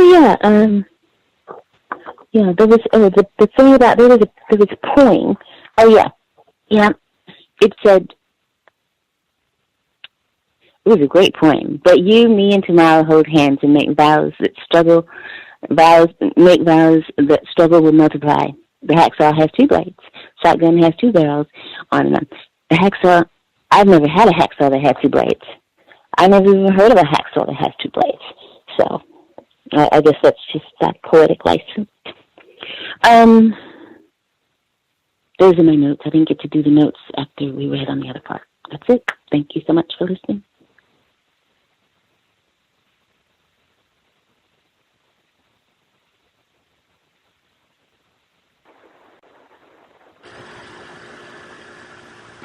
Right on. Karma. The other folks. Anybody? Yes, sir. Hello? We can hear you, sir. Go right ahead. Oh, how are you, Thomas in New York? How are you today? How's everybody? Greetings. I have a few observations. Man, to piggyback off of what Karma just said, I think that they had to think that she was impregnated by a prison guard. I mean, you know, I know they're going through their head like, you know, how could she have gotten pregnant? You know, I mean, if I was, you know, in that position, I would think, yeah, we don't want this baby to come out, you know. That's what I thought. And I liked how she, you know, said she was giving birth to the Black Messiah and all that stuff, you know. 84th Street in Manhattan today is not a black part of town at all. You know, I don't think any black people live over there. They're very few. And if they do, they're very well off. I'm glad she decided that she wouldn't be spit on. You know, I don't think I want to be hit or kicked either, but, you know, that was like her straw and her line in the sand. And we can't appeal to the morality of white people. That's not going to work. I like how she worded that. I can't, you know, quote it word for word, but she worded that very well. Did Mr. Demery say that they replaced the prisoners' genitals with animal genitals? I think I heard him say that. I just wanted to be clear that. Wow.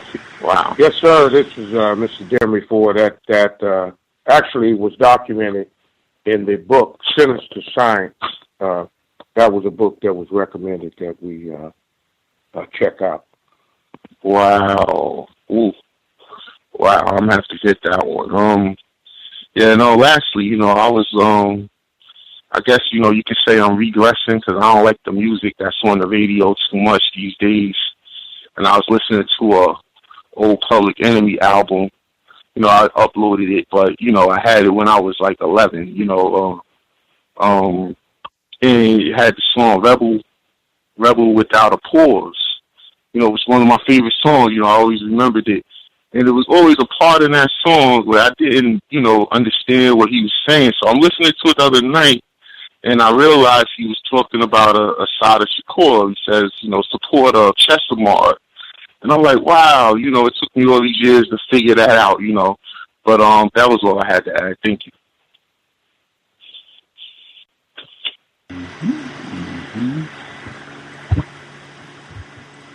We miss anybody? Anybody with us who has not shared at all? Line should be open. Did we miss anyone?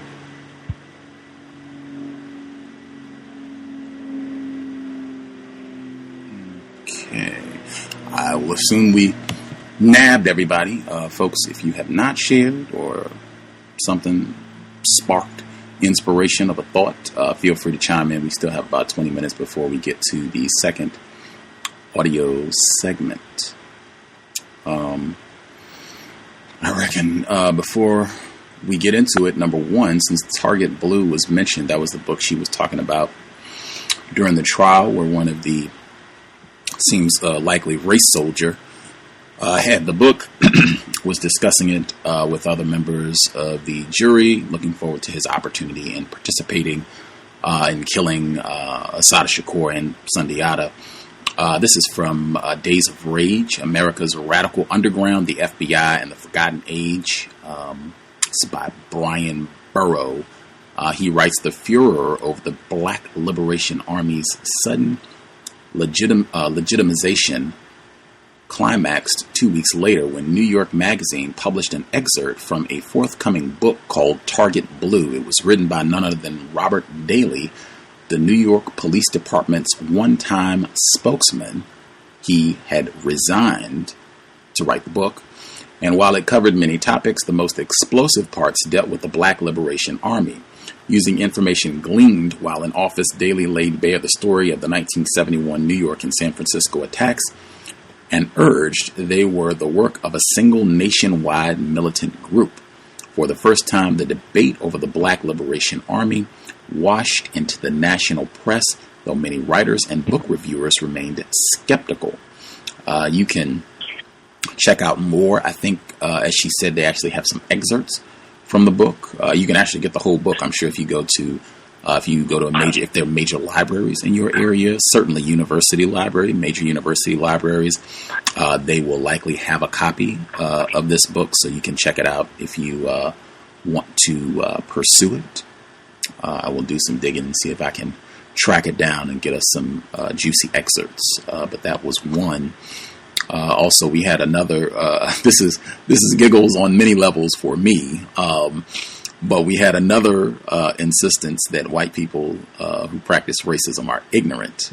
For me, it's bottom of, I guess this is 139, where she says she's talking about this quote-unquote war between, or before she says the war between the races, she says to hate someone, to discriminate against them, and to attack them because of their racial characteristics is one of the most primitive, reactionary, ignorant ways of thinking that exists. I can only insist again that what white people are doing, this is not the result of ignorance. I thought it was great when she was reflecting on the time that she spent at this NAACP office and listening to what they were talking about and their views on nonviolence, and her saying, hey, that is the line. I'm not, that is a threshold where I'm done with nonviolence once it comes to you, spitting in my face. Totally understand and have heard that many times. But I really appreciated about all of that, even though she made it very clear that she was not going to sign off on, nonviolence forever in a dogmatic way where it always has to be about nonviolence. She was not going to sign off on that, which many black people have said through the years, by the way. I think even most black people have taken that position down through the years. I appreciated the fact that she did not bash them, that she followed up, this whole reflection and saying that she couldn't co-sign on that by saying, when I think back to those days, I feel such admiration and respect for the spirit of struggle and sacrifice that my people exhibited. They went up against white mobs, water hoses, vicious dogs, the KKK, trigger-happy nightstick-wielding police, armed only with their belief in justice and their desire for freedom. No bashing on black people. That's the second time she was talking about the black prison guards, saying how they acted and spoke the way you would expect a racist to. Even then, she didn't bash on them. I appreciate that and think that's black self-respect again. With regards to the pregnancy, I guess before I give a thought on, yay, nay, whatever, about all that, just all of that, her inability and the difficulty of getting even mediocre medical care, the racist prison, quote-unquote, physicians, doctors lying to her about her condition and the callousness. And she even talked about that before we got to the pregnancy, when they had the finger rape from last week, folks recall, remember? She talked about how dirty the physician's hands were. She said his hands looked like he was an auto mechanic or something, like he had just been out, scratching in oil all day long. And then he was going to come and put his hands on her body in a very intimate way.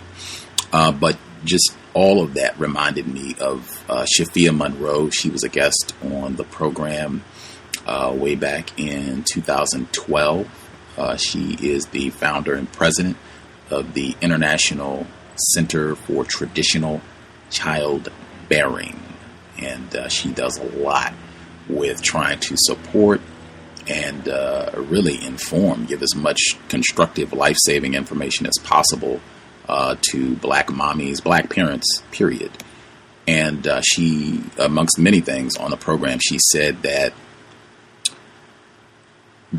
pregnant black moms, it's never, doesn't matter what the circumstance is, it doesn't matter if you have a PhD, if you have a great job, if you're a stay-at-home mom, you don't even work, your husband works, so you're married, you're financially stable, you are healthy, you're young, it doesn't matter if you could have the absolute best conditions to have a child. If you are black, it is never a situation of celebration. She said it's always, oh God, you're bringing another black child in the world. Oh God, are you going to keep the baby? It's never something where we need to rejoice and be happy about this and bringing a little black child into the world. That is never the case. And just everything that we heard this week, just that was what she does. That's what she does, what she talks about, and racism in that specific vein. That even is a nice segue, I guess, into my thinking about what she shared about this whole decision process and about getting pregnant. And I appreciate the fact they had a dialogue. I think even when they were discussing, whether or not to do this, does this make sense? Why would we do this? What are the risks? I think they addressed a lot of the concerns that folks brought up, and I definitely, all of that is logical and definitely they should be factored in, and I certainly could see why a lot of folks would say, hey, this is not, this doesn't seem like the best possible decision to make if you are, trying to be a professional counter-racist soldier. But at the same time, I heard Mr. Fuller's voice, because I've asked him, because I know many of our listeners and just black people, period, down through the years have pondered, talked about whether or not to procreate under conditions of white terrorism. And when I spoke with Mr. Fuller about this before, and he said, yes, black people should absolutely produce offspring. And he said, because those children are supposed to be born, those children are supposed to exist, and those children have duties. They have things that they are supposed to accomplish while they're here. Even some of those children, the whole purpose for them being born might be to replace white supremacy with justice. So yes, he said pretty emphatically that black people should absolutely be having children. Not recklessly, obviously. He certainly wouldn't say anything like that. But yes, black people should be having children. So I thought about all that and just what I said about Shafia Monroe and just the total abuse of black children and black moms, black parenting, just any attempt to have a healthy black family, that I can completely see how the decision to have this child would be, hey, this is an act of counter-racism. This right here, I'm working against everything white people are doing to us, and to keep us, I think she says, from being a human being. And that's if you watch some of her documentaries, she talks about some of this obviously same material in the documentaries, but she talks about that. I'm not going to let them steal my humanity, and part of being a human being, I think, just procreating. I mean, that's how all of us got here. That's a huge part of it. So, I mean, it's bad all the way around. You got bad choices all the way around, but I definitely, I see the logic of it. And she has pictures. If you watch the documentary, specifically Eyes on the Rainbow, you can see pictures of her daughter, who's actually pretty attractive. She's obviously an adult now, or quote unquote adult, but you can see what she looks like as well. Anywho, some of the other things that I also thought with Dr. Garrett, absolutely kudos to Dr. Garrett for his effort. I thought that was a great point as well. I think that was a retired firefighter in Florida, that you probably are not going to get the top level physicians saying, yes, I want to come and work with the inmates. Particularly, yes, I want to work with that nigger who killed the cop. Yes, I want to work with her and make sure she's in tip-top shape. I seriously doubt that sort of thing is going down now or back then. Also thought, I think that was Mr. Demery Ford, when he raised the point about the contrast in the prison conditions when it seemed like a predominantly white population and how much better things were. They had televisions and radios and all this other good stuff, as opposed to what it was like when it was a predominantly black prison population. I thought that was an important point as well. Also, just quickly back with Dr. Garrett, where they had to bring in a white physician to oversee or give his own opinion and put that with what this black physician had to say. Just, again, racism, white supremacy at all levels, and particularly we racists are always offended and just out and out disgusted. I think folks are talking about just seeing a black person, particularly the darker they are, just brings about this nauseating response and anger and rage from white people. I think also seeing competent, professional, intelligent, skilled black people, oh man, that is like, we got to kill somebody right now, like, to have to tolerate that. So I'm sure that burned their grits. I will pause there, because, we only got about 10 minutes, so I will pause right there just to see if any of the folks who dialed in have other comments they want to make sure they get in, since we only have about 10 minutes before we get to the next audio. Anybody else have anything else they want to make sure they get in?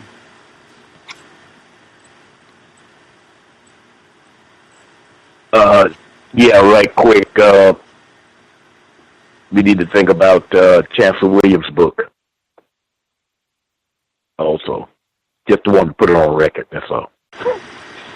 Is that like for study purposes or related to this book? No. Study for future study purposes. Oh, okay. That's Gotcha. all. Gotcha. I assume you're talking about destruction of black civilization. Yes, sir. Okay. Gotcha. Yes, sir. Right on. And a quick FYI, Turner Diaries has a prequel, so I have been told, but we did do Turner Diaries. That is in the archives. I believe there is a prequel to that book that exists or what have you. We did not do that, but Turner Diaries we did do.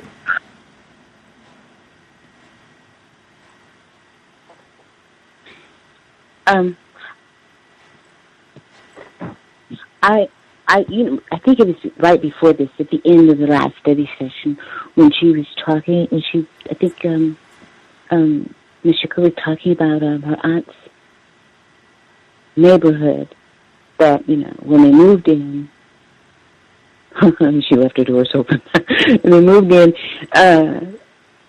it was just mostly white people, and then, in a matter of some time and years, it just, went to all black people.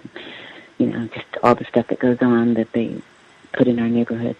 But since I'm talking to people who read, I cannot find the studies on the housing projects that were done, I think, after the World War II.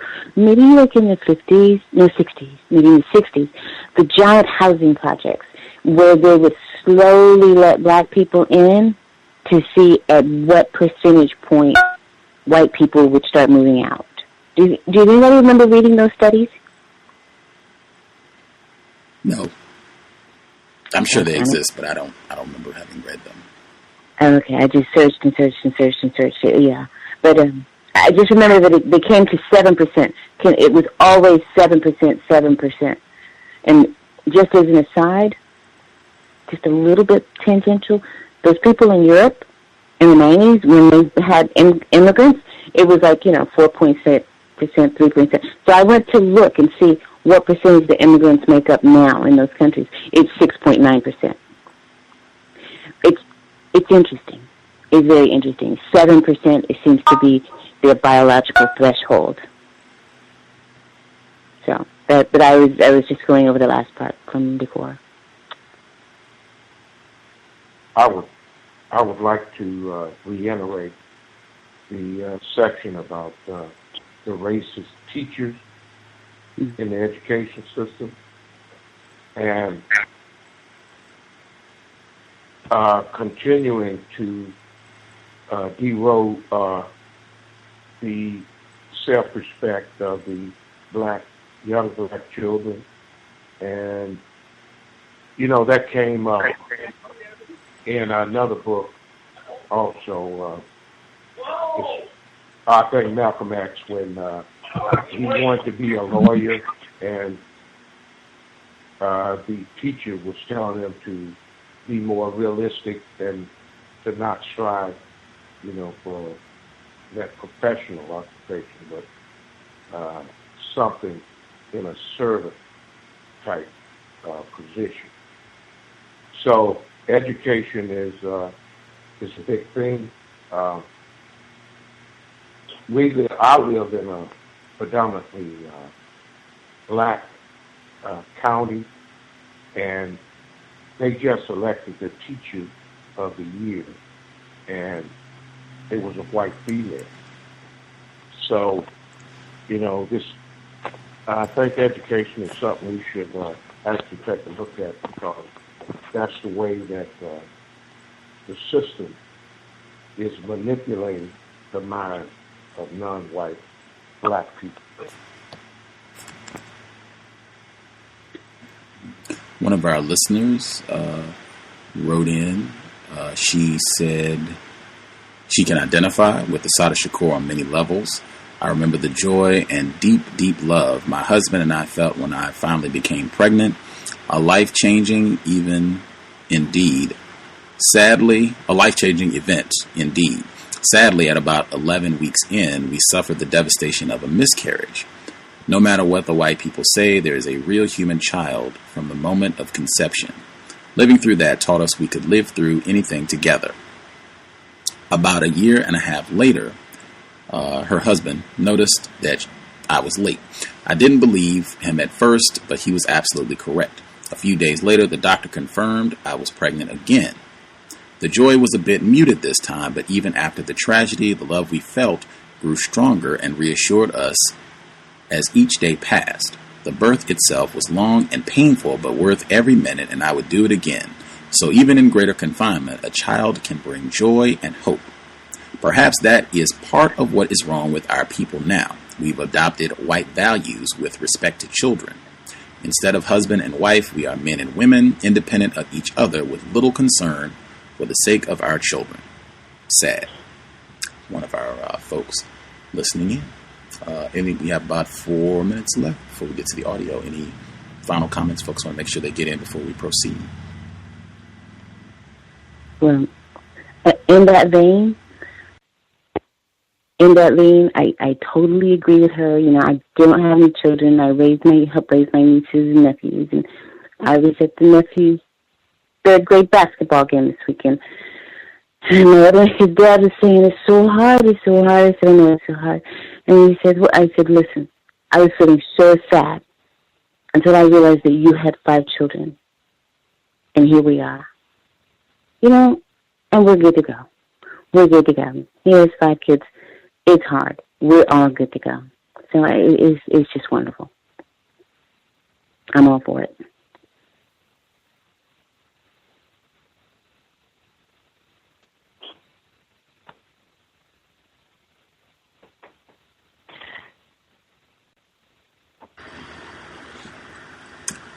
Anything else folks want to make sure they're able to get in before we conclude?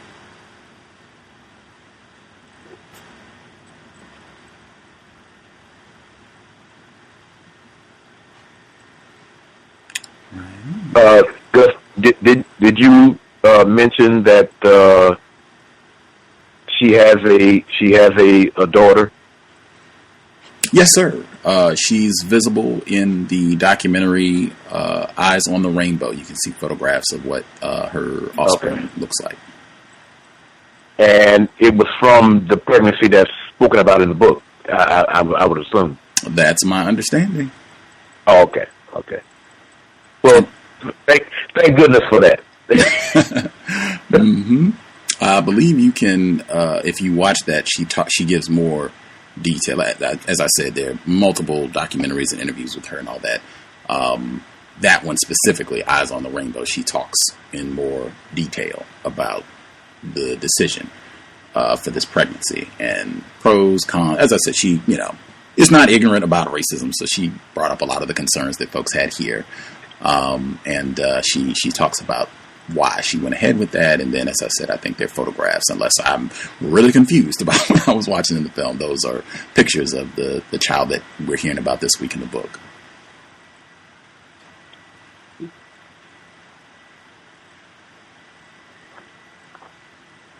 regarding your earlier comment,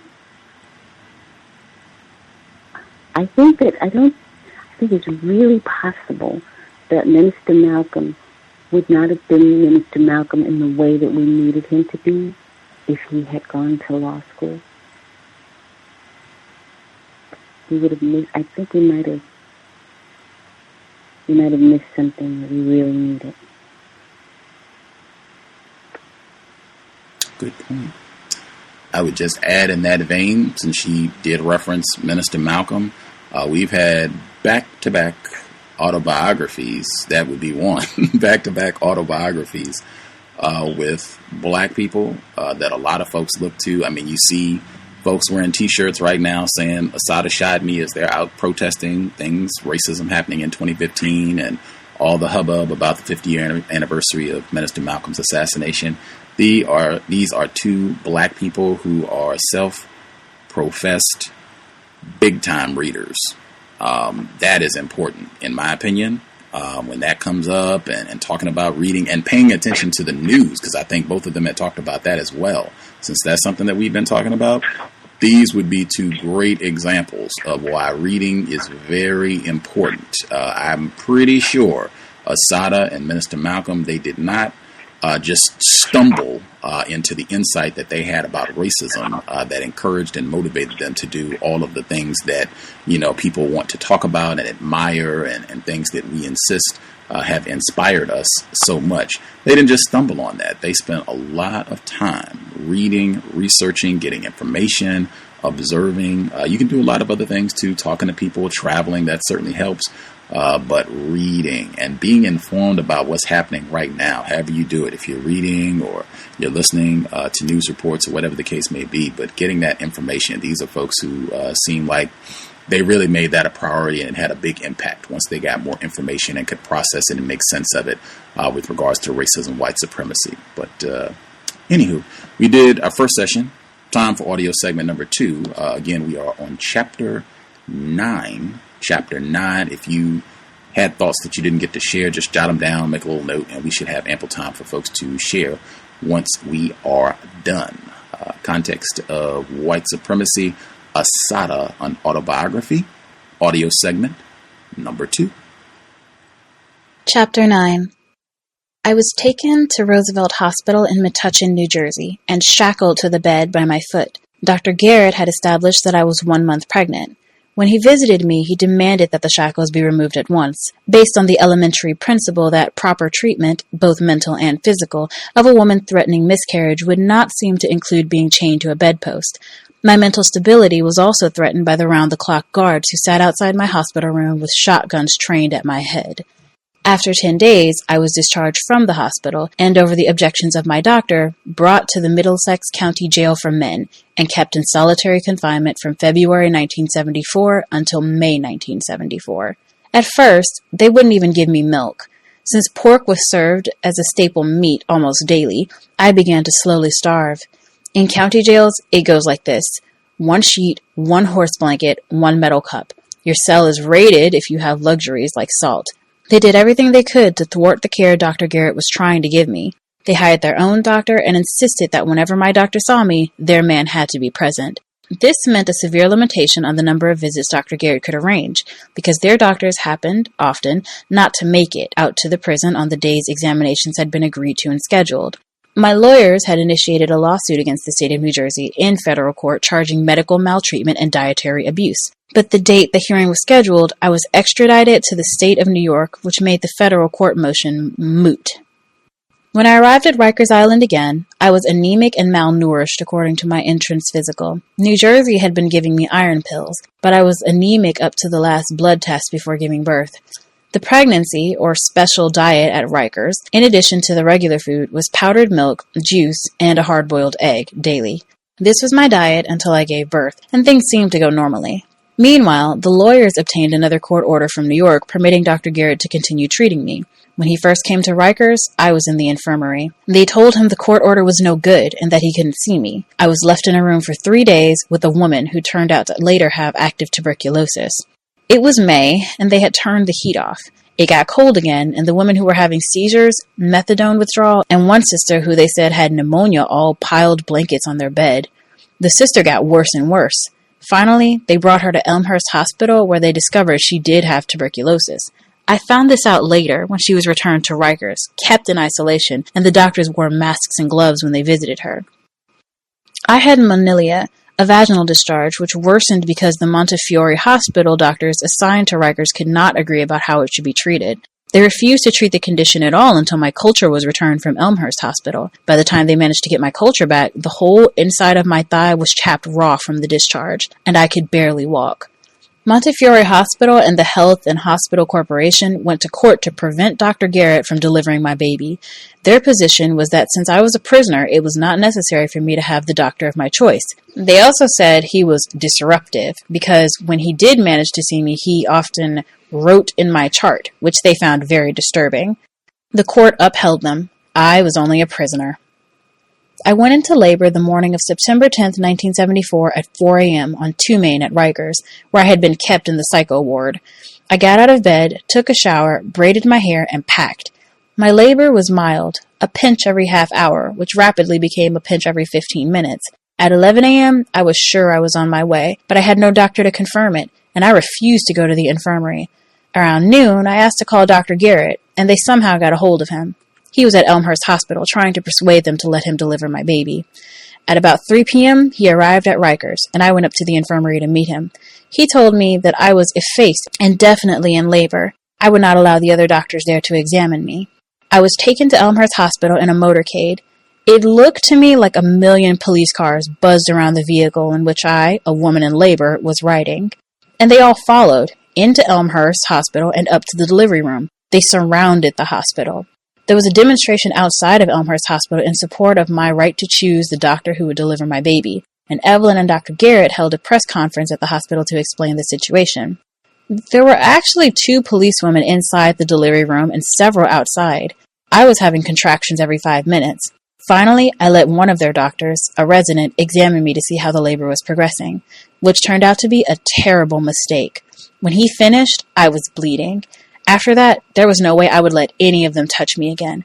I ordered them to bring me a stethoscope to see if the baby's heart was beating normally, and a few other instruments I would need, because I said I am delivering the baby myself. It was a standoff for a couple of hours. Then a nurse told me to walk around to ease the pain and encourage labor. I got up, then pretended to fall out, knowing how afraid they were of lawsuits, and the doctors rushed over and picked me up off the floor. I knew they were worried. I stated again, I am delivering the baby myself. I checked the baby's heart with the stethoscope. It was beating normally. That, or the press conference, or the demonstration outside of the building, seemed to do it. They told me that if I signed a release statement absolving them from all responsibility, they would let Dr. Garrett deliver my baby. I signed, making certain that they had no control over Dr. Garrett or over anything having to do with my labor. And that was that. He took over, examined me, listened to the baby's heart, and at some point broke my water. He explained carefully everything that would happen and answered all my questions. He gave me a local anesthetic to the cervix. I didn't want Demerol or a saddle block, but the paracervical block seemed okay. At this point, I was very tired. After that, I was still in labor, but felt little pain. I went to sleep for a while. I woke up about 3:30 a.m., and I could feel the baby lowering, and I thought I could feel the baby's head. I called the nurse. She said without looking that I wasn't ready yet. When I insisted, she looked and went running for Dr. Garrett. They wheeled me into delivery. He gave me a local anesthetic and did the episiotomy. I pushed 3 times, and she was there. At 4 o'clock a.m., Kakuya Amala Olugbala Shakur was born. I said, check the baby out, just to ensure her subsequent safety. The birth itself was peaceful and beautiful, out of sight. It's very important for a woman to go through the birth experience with people she trusts. Later that day, September 11th, they still hadn't brought me the baby. Dr. Garrett had gone home to sleep, and when he returned at 6 p.m. that day, I still hadn't seen the baby. He reminded them that I was supposed to breastfeed her. They told him he hadn't written a prescription for breastfeeding. Finally, they brought me the baby, and I breastfed her every 4 hours. Another incredibly beautiful experience. The nurses from the nursery were very friendly and kind and kept me informed about the baby's condition. But the staff in D11, the psycho ward where I was kept in a tiny guarded room, were something else again. They allowed me only 1 shower a day. No toothbrush or toothpaste, only mouthwash. They don't furnish it. A friend can't bring it and the prison won't allow it. I had to beg them for a bra while I was nursing. The prison refused to let me bring one. Many strange doctors tried to examine me to hasten my discharge and get rid of me. I came close to physically brawling with a couple of them because I refused their examinations. Finally, they discharged me anyway, without the consent of my doctor. The Commissioner of Corrections, Benjamin Malcolm, had signed a paper taking all responsibility for my discharge. They put me in an ambulance, chained me to a stretcher, and brought me back to the Women's House of Detention at Rikers Island. They took me straight to the infirmary and said, "You will have to stay here and be examined." I was really depressed, having been separated so abruptly from my baby. I said, "I don't want to be here. I won't be examined here. Send me to PSA, Punitive Segregation Area, or solitary confinement. Anywhere. I don't care. I just have to be somewhere by myself. Just leave me alone." That's not quite what they did. When I refused examination, I walked out of the infirmary, and they called the goon squad, several large female officers. They all jumped on me and started beating me. They had me on the floor. Eventually, my arms and legs were chained. They dragged me by the chains to PSA and stopped only when a nurse asked them to please stop. So they put me on a mattress and dragged the mattress. They took me to the observation room and left me, hands and feet cuffed. I had no sanitary napkins, no means to wash myself. The cuffs cut into my skin, the scars are still visible, and my wrists were bleeding. Later I found out that I had received an infraction for slapping an officer in the face while they were beating me. I still refused their medical examination.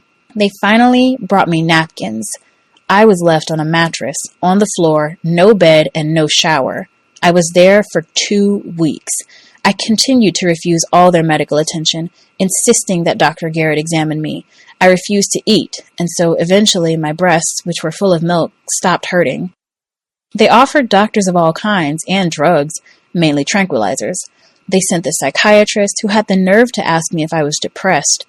The disciplinary board met in front of my cell and gave me an additional sentence of 14 days in PSA. All other inmates were cleared out of PSA. During this time, I was still refusing most food. I was so weak, I fainted a couple of times. At that time, it was also Ramadan, when it is forbidden to eat until sundown for the whole 2 weeks. I just ate once a day, when the food was edible, and for the first few days, I ate nothing at all. After 2 weeks, they said, "If you agree to be vaginally searched, you can go to your floor." I did, and went to my floor. The next day, the captain came down to my cell and informed me that they had decided to lock me up again for refusing to complete a physical from the medical staff assigned to Rikers Island from the Montefiore Hospital. What had happened was that when I was being returned to my floor, they told me that Dr. Garrett had been permitted to examine me and that he was at Rikers Island, that my lawyer had gone to court and that the court had ruled that I could be examined by Dr. Garrett. So I waited. A white doctor came in and said in order for me to see my doctor, I must see him and be examined by him first. I refused. Then they brought in a black doctor who greeted me with, "Hey, soul sister." He was really sneaky. I refused him too. So Dr. Garrett was forced to leave and I was put back in PSA.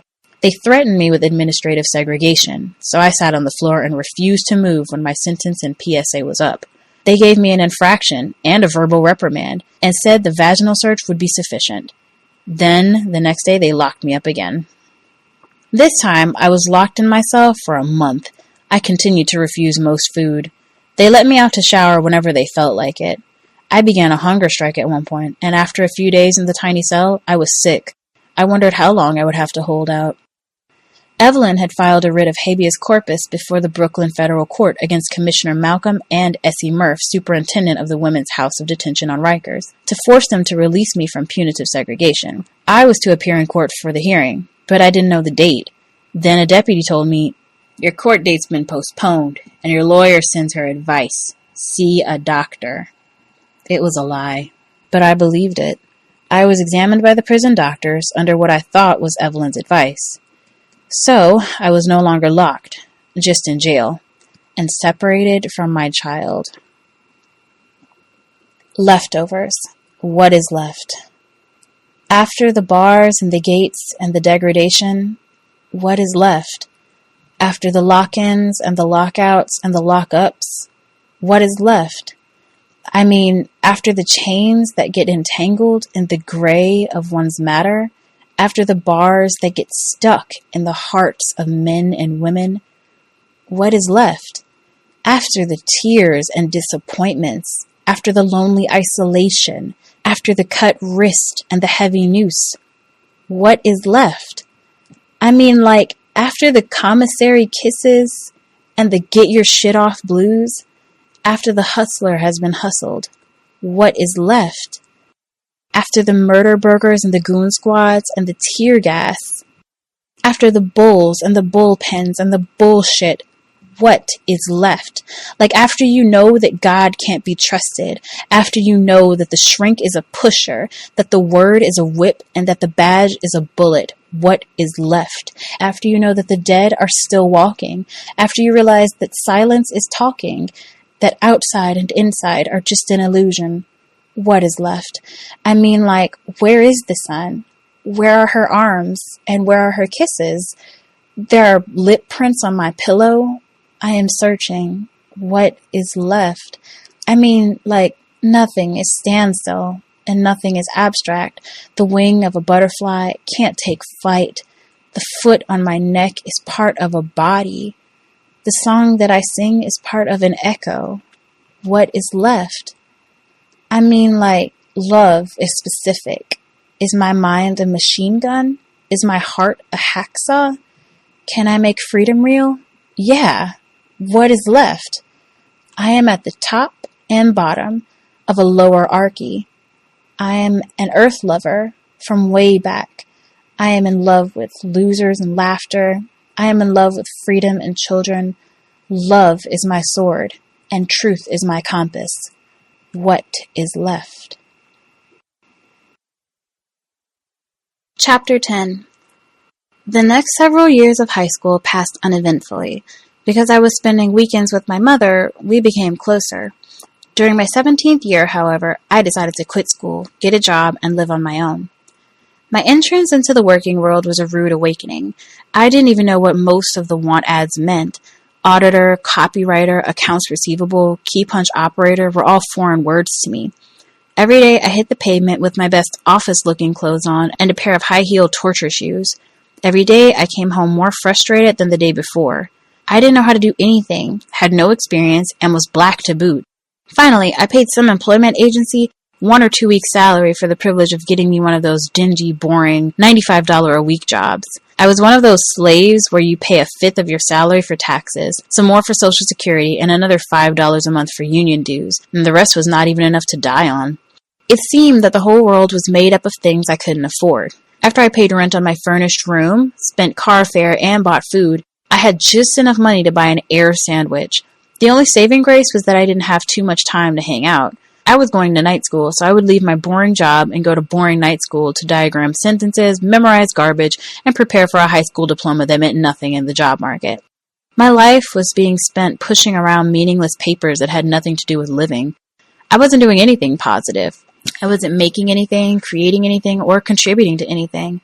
After a while, I wanted to tell them to take their papers and their job and shove it. But at first, it wasn't like that. After weeks of looking for a job, I was just grateful to have one. I didn't think about the low pay, indecent working conditions, no medical benefits, only 1 week of vacation. I was just happy to be working. I identified with the job and talked about our company and told people that we manufactured. I wasn't making 2 cents over lunch money and talked like I owned the place. I remember once I was working at some joint where they made trailers. I had a job pushing papers. I told one of my aunt's friends that she should buy one of those trailers if she ever wanted one. She looked at me like I was crazy. Why? She asked. Are they going to give me a discount? I felt so stupid. It hit me. They wouldn't even give me a discount, and I was working there. The longer I worked at those places, the shorter my patience got. Half the time, I didn't even want to hear about that rinky-dink stuff they talked about at the office. I got sick of listening to gossip about the bosses and this and that and who was messing with who.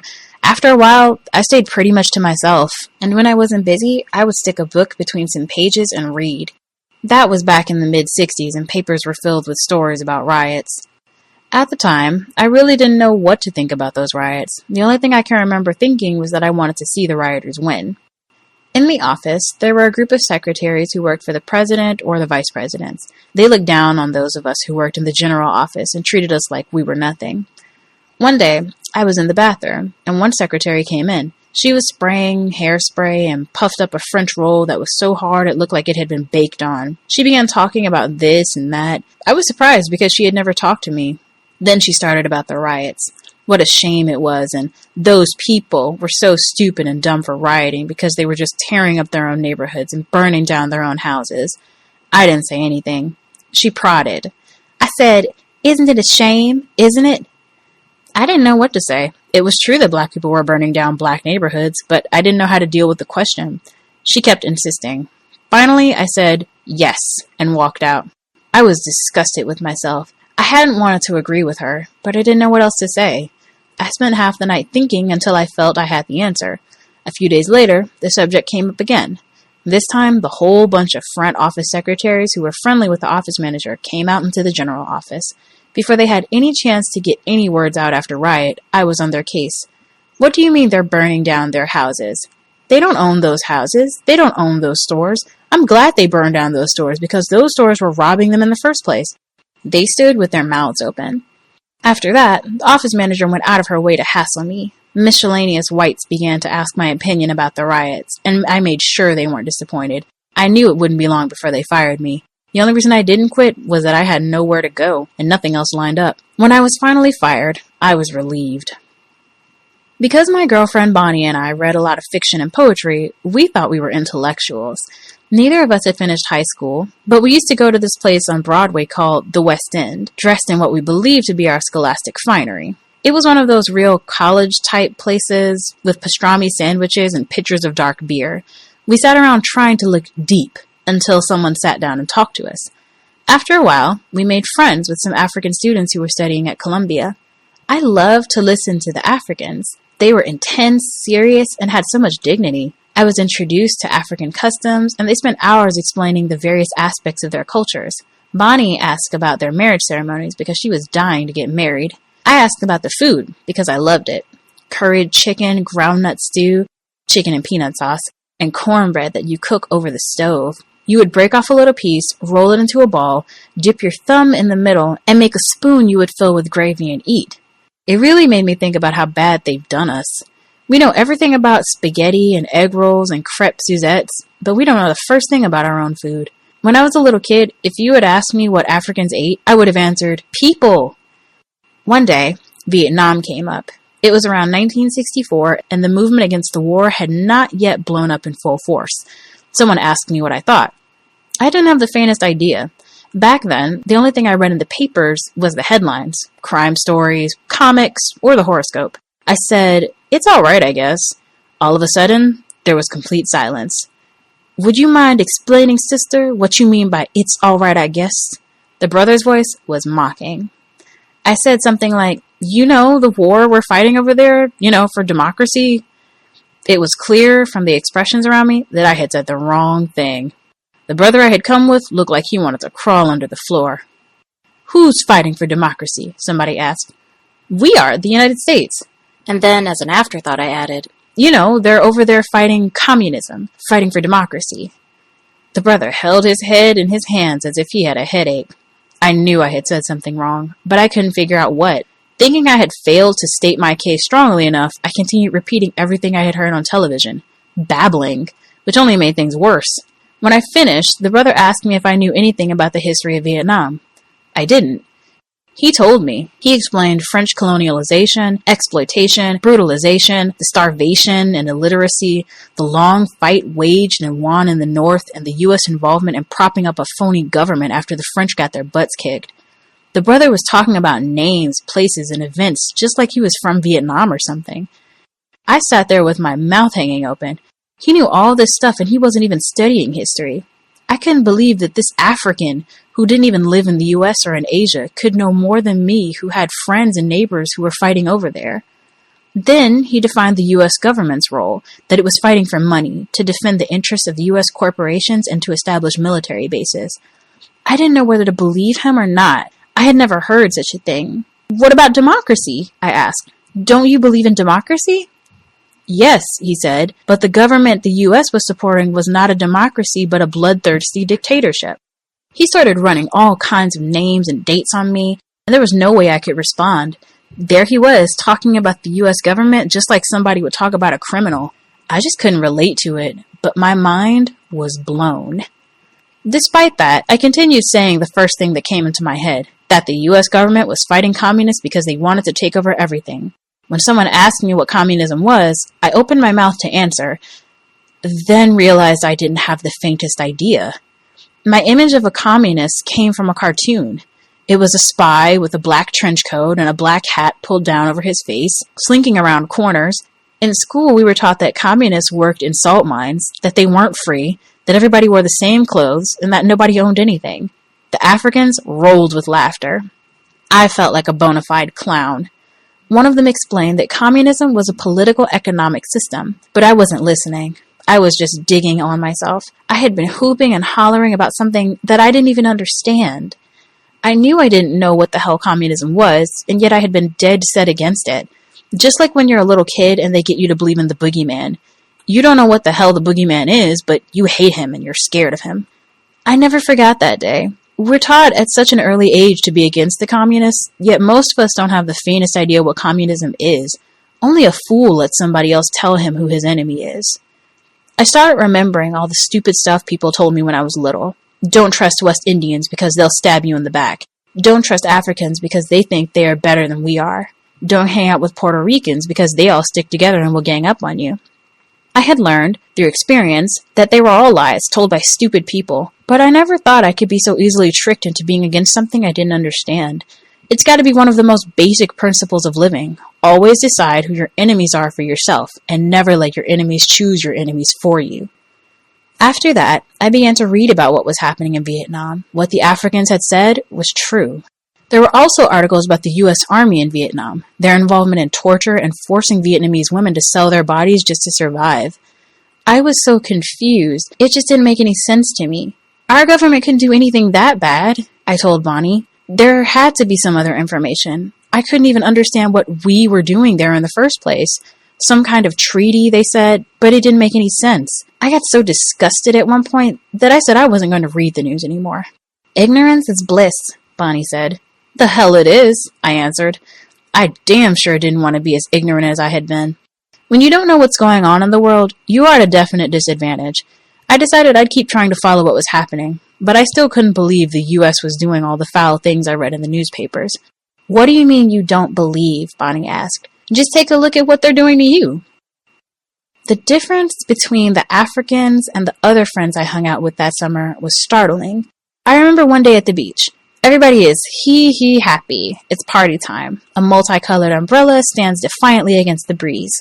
Blankets and silly-looking beach towels color the beach, along with soda cans and bottles of Bacardi and Johnny Walker Black. Healthy-looking black men wearing turn-down sailor hats and college sweatshirts with cut-off sleeves lug ice chests and other stuff back and forth. An improvised outdoor sound system had been hooked up, and Martha and the Vandellas are wailing in the background.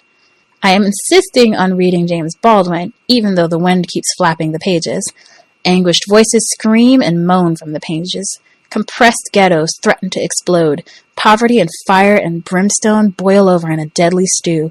But the beautiful people refuse to let me read in peace. My girlfriend has insisted on fixing me up with Mr. Wonderful, who turns out to be an egomaniac decked out in monogrammed swimming trunks, a matching terry cloth robe, and a monogrammed towel to boot. Mr. Wonderful consents to grace me with his presence.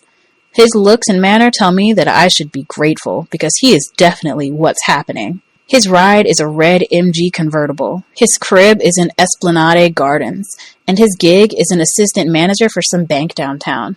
He is cool, from his reel-to-reel tape deck to his color TV, right down to his shaggy bachelor rug, which he leeringly tells me about. He drinks Remy Martin cognac and Harvey Bristol cream, uses a cologne I can't pronounce, and I wait, expectantly for him to tell me his brand of toothpaste.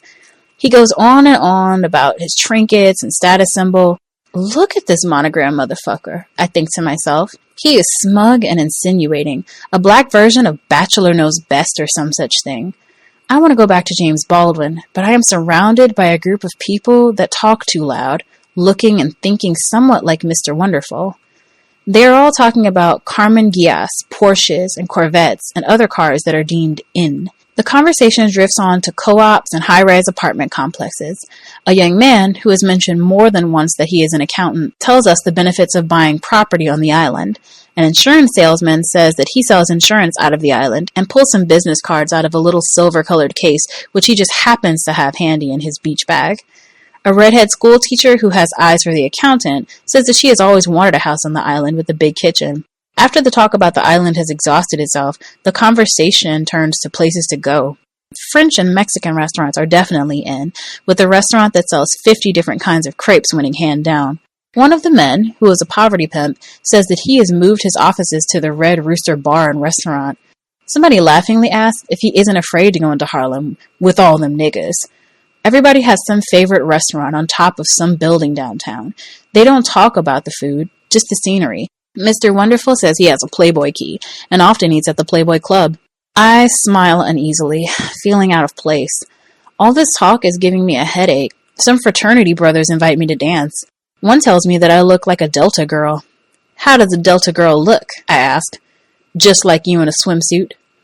Mr. Wonderful glares at them. I am picking up snatches of conversation from all around me. Talk of grants, poverty programs, and democratic politics. Talk of the NFL and the football season. Talk of Bergdorf Goodman, Bloomingdale's, and Saks Fifth Avenue. About speedboats and cruisers which nobody owns but everybody wants to. Whiskey flows like water, and the speedboats turn into yachts. Everybody is just crazy about the islands. Jamaica, Bermuda, Nassau.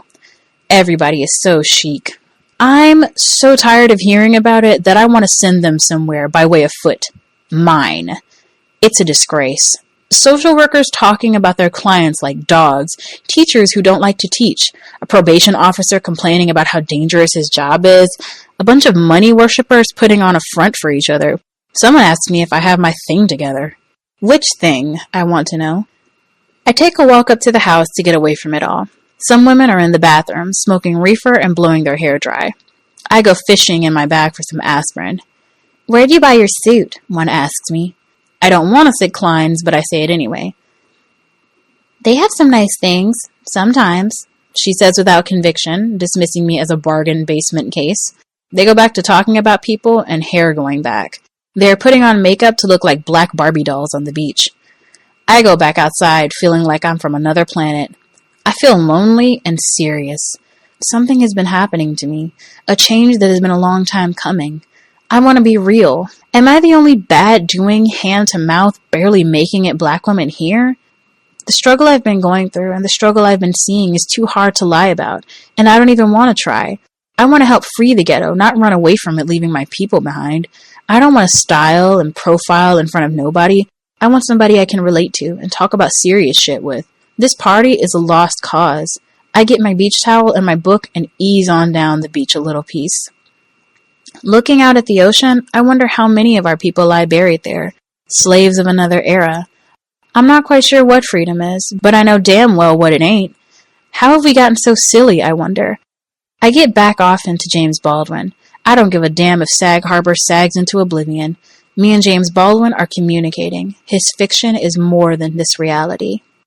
My patience was zero. I didn't want to wait for something to happen. I was into living and living for now. I was hungry, starving for life, but at the same time I was growing more and more cynical every day. I wanted to go everywhere, do everything, and be everything, all at the same time. I wanted to experience everything, know how everything felt. I had many zigzag, conflicting ideas rolling around my head at the same time. One day, I was happy just to be alive and young and moving. The next day, I felt like the world was coming to an end. Everything in my life was jagged, sharp, and unfinished. Nothing happened calmly. Nothing was like I had thought it would be when I was little. My friends were dying from OD and going into the army. My girlfriends had babies and were looking and sounding old. Nice old men sitting in the park weren't nice old men at all, but were busy masturbating under their newspapers. I got so I didn't believe in anything. It seemed that everybody was in some kind of bag, the dope bag, the whiskey brown paper bag, the Jesus bag, the love bag, the sex bag, the make it bag, and none of those bags were doing anybody any good. I was looking for my own bag, but the pickings were slim. I kept on looking nevertheless, running and moving and hanging out until I was running myself ragged. One day, I'd be downtown hanging out with my hippie blippy, black hippie friends. The next night, I'd be uptown hanging out with the hustlers. But nothing seemed like it was for real, you know? The same dudes who would be talking slick and sniffing coke out of $50 bills one day would be scrounging and begging for a loan the next. Even the most successful hustlers seemed to be nothing but flunkies and potential fall guys for the mafia. My friends from downtown weren't much better. At best, most of them were professional escape artists, into escaping the problems of the black community or those of the white community. Some of them tried to escape through drugs, tripping over worlds that didn't exist on some kind of inner space odyssey. But in their case, drugs were usually not entirely self-destructive, although I know at least one who zoomed dead out of this world and didn't come back. Through my hippie-blippy friends, I got turned on to a lot of things, though. I got into poets like Allen Ginsberg, Sylvia Plath, Ferlinghetti, all kinds of novelists, music, food, etc. I didn't relate to everything I checked out, but my horizons got a whole lot broader. My growing impatience with petty bourgeois upward-bound Negroes came to a head when I went back to work with the Black Employment Agency. Evelyn had gotten me a job there as a typist. The agency was located in the same Rockefeller Center in the same building with Johnson Publications, the publishers of Ebony and Jet magazines. I was happy as hell to get the job since I was tired of working for white people. The people in the office were nice and the atmosphere was completely lacking in tension. The boss was decent enough, and I had a pretty good relationship with him and his secretary, under whom I worked. At first, I was excited, glad to be around so many black people who seemed to be doing so good. Everybody was into making it, moving up the ladder. Black men and women with long lists of degrees and briefcases were in and out of the place.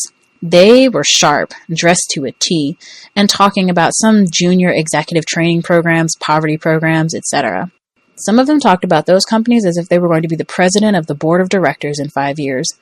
Once in a while, I went to lunch with a young man who worked at Johnson Publications, but we always got into arguments, especially about Ebony magazine. Half the time, in the fashion section, they would have these elaborate evening gowns that cost thousands of dollars. When I asked him what black people could afford to buy them and whether they were going to wear them to the corner bar, he got insulted. He was one of those black people who think that you are free if you can go into a store and buy expensive things. I told him that the only black woman who could afford those dresses was Johnson's wife, and he got even more insulted. He told me that everything was changing. Everything was so much better. I said that if things were so much better, how come every time a black person got a good job or was a manager or something, it was in the news and printed in Ebony? Our relationship ended abruptly when he accused me of always trying to bring black people down and make it seem like we don't have nothing. I ended the matter by cursing him out, and that was that. These black people went around acting as if there was no such thing as prejudice and that all you had to do was study and you could be the president of the world. At the agency, we were working hard for an equal opportunity conference. The idea was to have black college graduates from all over the country participate in interviews with representatives from the major corporations in America.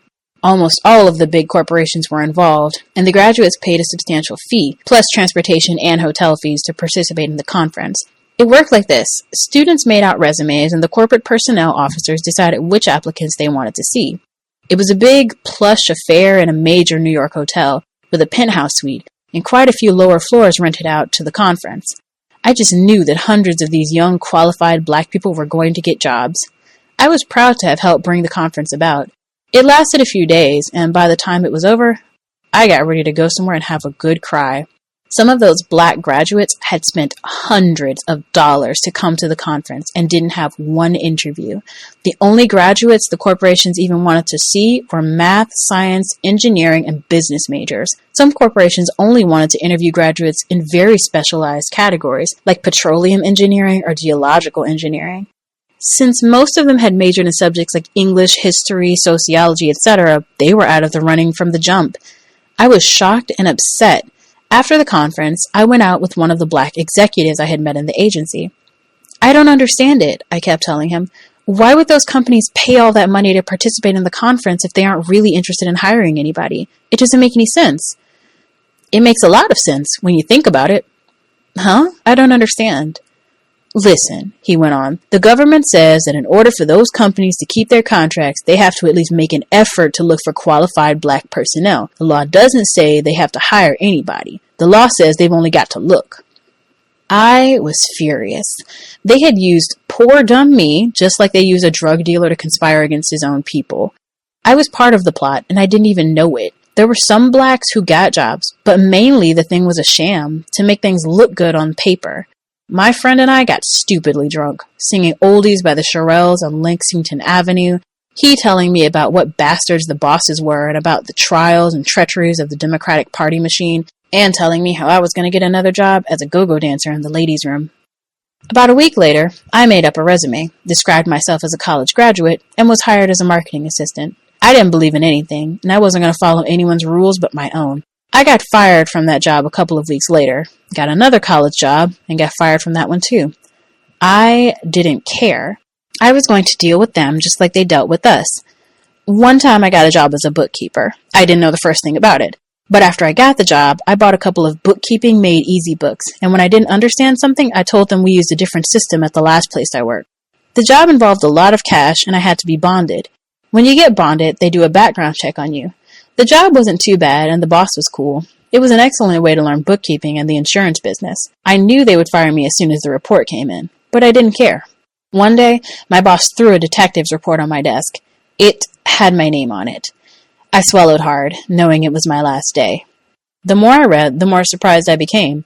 The report verified everything I said. Subject attended such and such high school. Subject graduated from such and such college. Subject worked at such and such places. They even reported that I lived on a quiet, tree-lined street and that they had talked to my neighbors and learned that I was a nice person. I cracked up all the way home. Everything is a lie in America, and the thing that keeps it going is that so many people believe the lie.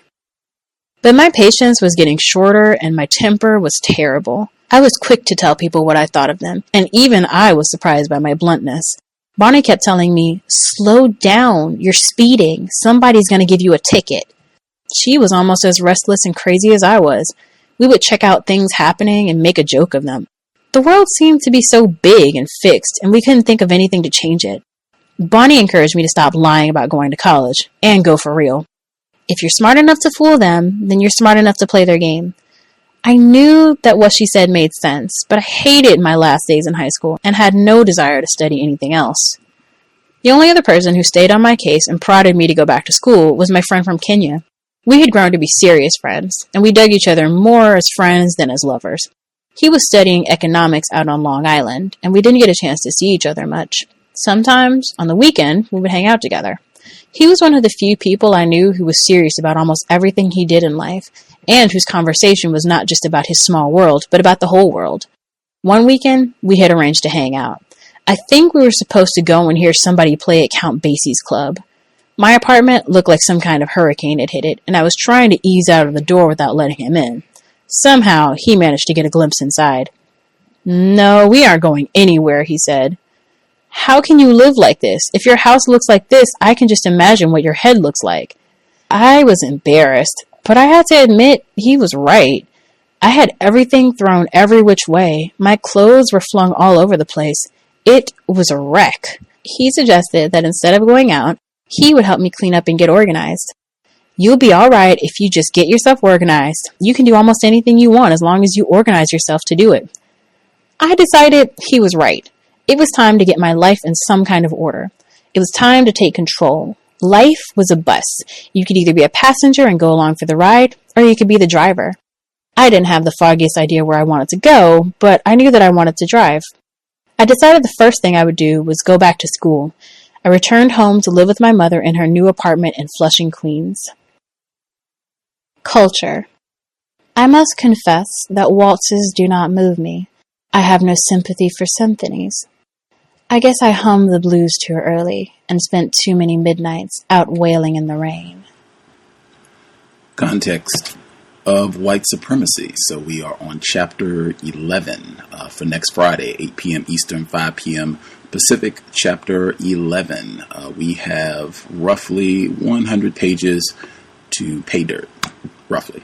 So that should just about equate to 3 more sessions. Looking forward. Hope it is constructive.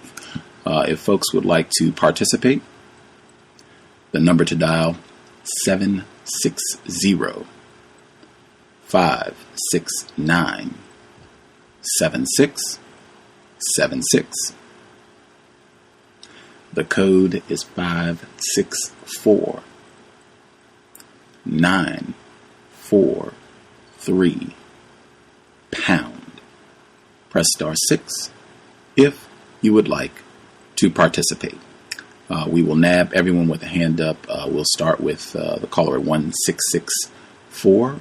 If anybody else you didn't get to share the first time around, we'll get you first, and then we'll get, obviously everybody who dialed in. But definitely, folks, if you didn't get to share the first time around and something stood out and you want to participate, we will get right to you. The other thing I want to point out, I think Karma, during the first section, she said that she felt that the flow was disrupted somewhat during the first audio segment. I don't know, maybe she had that impression the second time around too. We'll see, maybe. But it came to me before she said it, and I just forgot to mention it. But just because this book oscillates, like one chapter, it's, okay, this is what I was going through in prison, in the trial, and pregnant, blah, blah, blah. And then it hops back to, I was 13 years old. I mean, just that alone makes this book, I think, deceptively challenging. I think just any book, I think Toni Morrison has a lot of books like that. Any book where it's not a linear narrative, in my opinion, I could be wrong, but in my opinion, anything that's not linear, like this is the story, I was 5 and boom, boom, boom, boom, boom, you go wherever the book ends. Anything where you're hopping back and forth in time like that makes it a little bit more challenging. I don't think this is a super difficult book, but I think it is deceptively challenging because it's got that time element. I don't know if that was a part of the flow disruption, but that definitely makes you, be a little bit more alert and really paying attention as you're going through the narrative. Folks can comment on that if I'm talking crazy or whatever. Everyone who dialed in should be with us, and caller at 1664. You should go first. Yes. I think you're absolutely right. That's how you switched lines on. Right on. Go ahead. I'm doing too many conversations at once. You're absolutely right about the flow. Yeah, that's what I was hearing. It was going back and forth, in times and things, and it makes it difficult. I guess I'm not as flexible as I think I am. Of course, I really enjoyed it when she started. I enjoyed it, the black people bashing. It's like, oh, those bushy people. I mean, it's like, let's bash them just a little bit. So, anyway, I was happy to hear that. And I can tell you that I know some things about Montefiore, and they're all bad. But probably what's even worse are the things that I don't know about Montefiore. If you see their name on anything, I would strongly suggest that you don't participate under any circumstances. And I was just thinking, not noticing, but thinking. When she said she was listening to her baby's heartbeat, I hate to jump back to that. And she said, oh, it was okay. I'm like, oh, yeah, right. Now we do everything with ultrasound. We do everything with ultrasound. And it just occurred to me that, sound kills. Sound is a weapon. They use it as weapon cannon. Absolutely, positively can kill you. Absolutely. And an ultrasound on a developing brain should be disruptive. It should be disruptive. Maybe that's where all the autism is coming from. The explosion in autism. And since white people are more neurologically exposed, and maybe that's why they're seeing it more. And maybe that's why we think some of our kids are crazy now. But, wow. I hadn't thought about that until she said, I listened to the baby's heartbeat. I said, well, we hardly ever listen anymore except through ultrasound. And it is rich white people who are having more autism. So I know I'm just going off topic, but that's something to consider when you go to the doctor. Consider that might be a problem. And maybe you shouldn't have as many, because ultrasound is so profitable. I can't imagine them letting results like that get out, even if they did the study and found it to be detrimental. It's just so profitable. I mean, that procedure is so profitable. So, wow. Okay, all right. Well, that's off topic, but that's something. If anybody's pregnant, you might really, really, really want to consider that. So, okay, that's all. Thanks. Mm-hmm. 5098. Did you have commentary? Yeah, greetings, everyone. Yeah, I wanted to comment about the book as far as the flow goes. For me, I found it great. There was some symmetry as far as I'm concerned, but I did something different by accident. I read Inadmissible Evidence and also Assata's book at the same time concurrently. And what was interesting about doing it that way was just there was a certain synchronicity that happened. For instance, I would read, and there was no rhyme or reason. I would just read it. I would have both books, and I would set one down and read the other. Assata would describe an incident. And lo and behold, when I would sort of read so much and I would pick up Evelyn's book, she would describe the same incident from a very different perspective. And it got to the point where I've never had that happen before, where both incidents were being described from two different perspectives.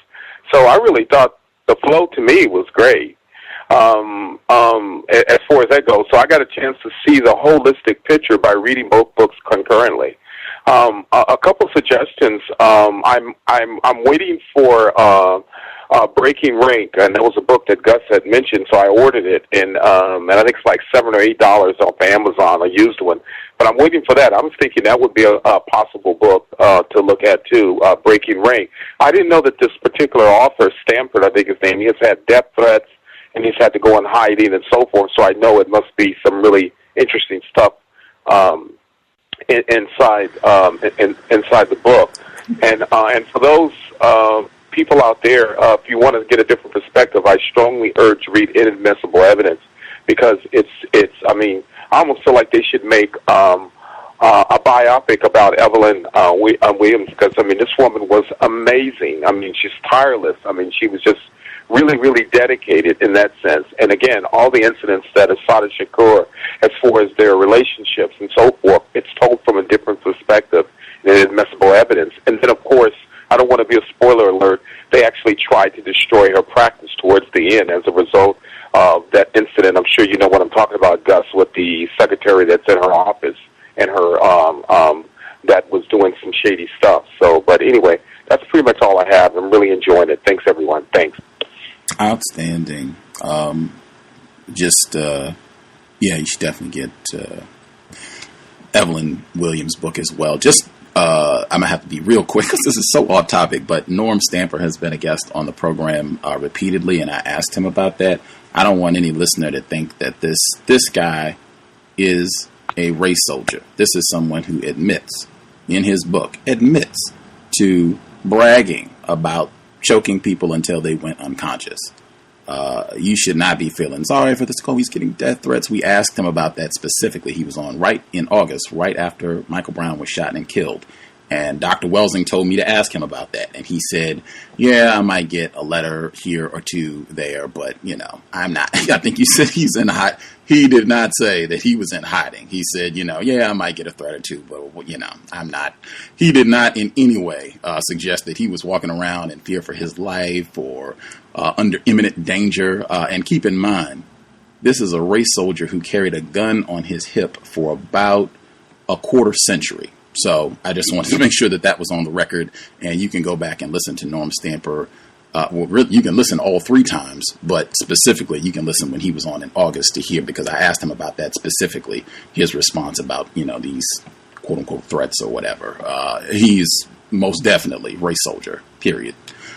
Appreciate the commentary, sir, and again, Evelyn Williams. Back on topic. Anybody else that we have not heard from, your line should be open. Feel free.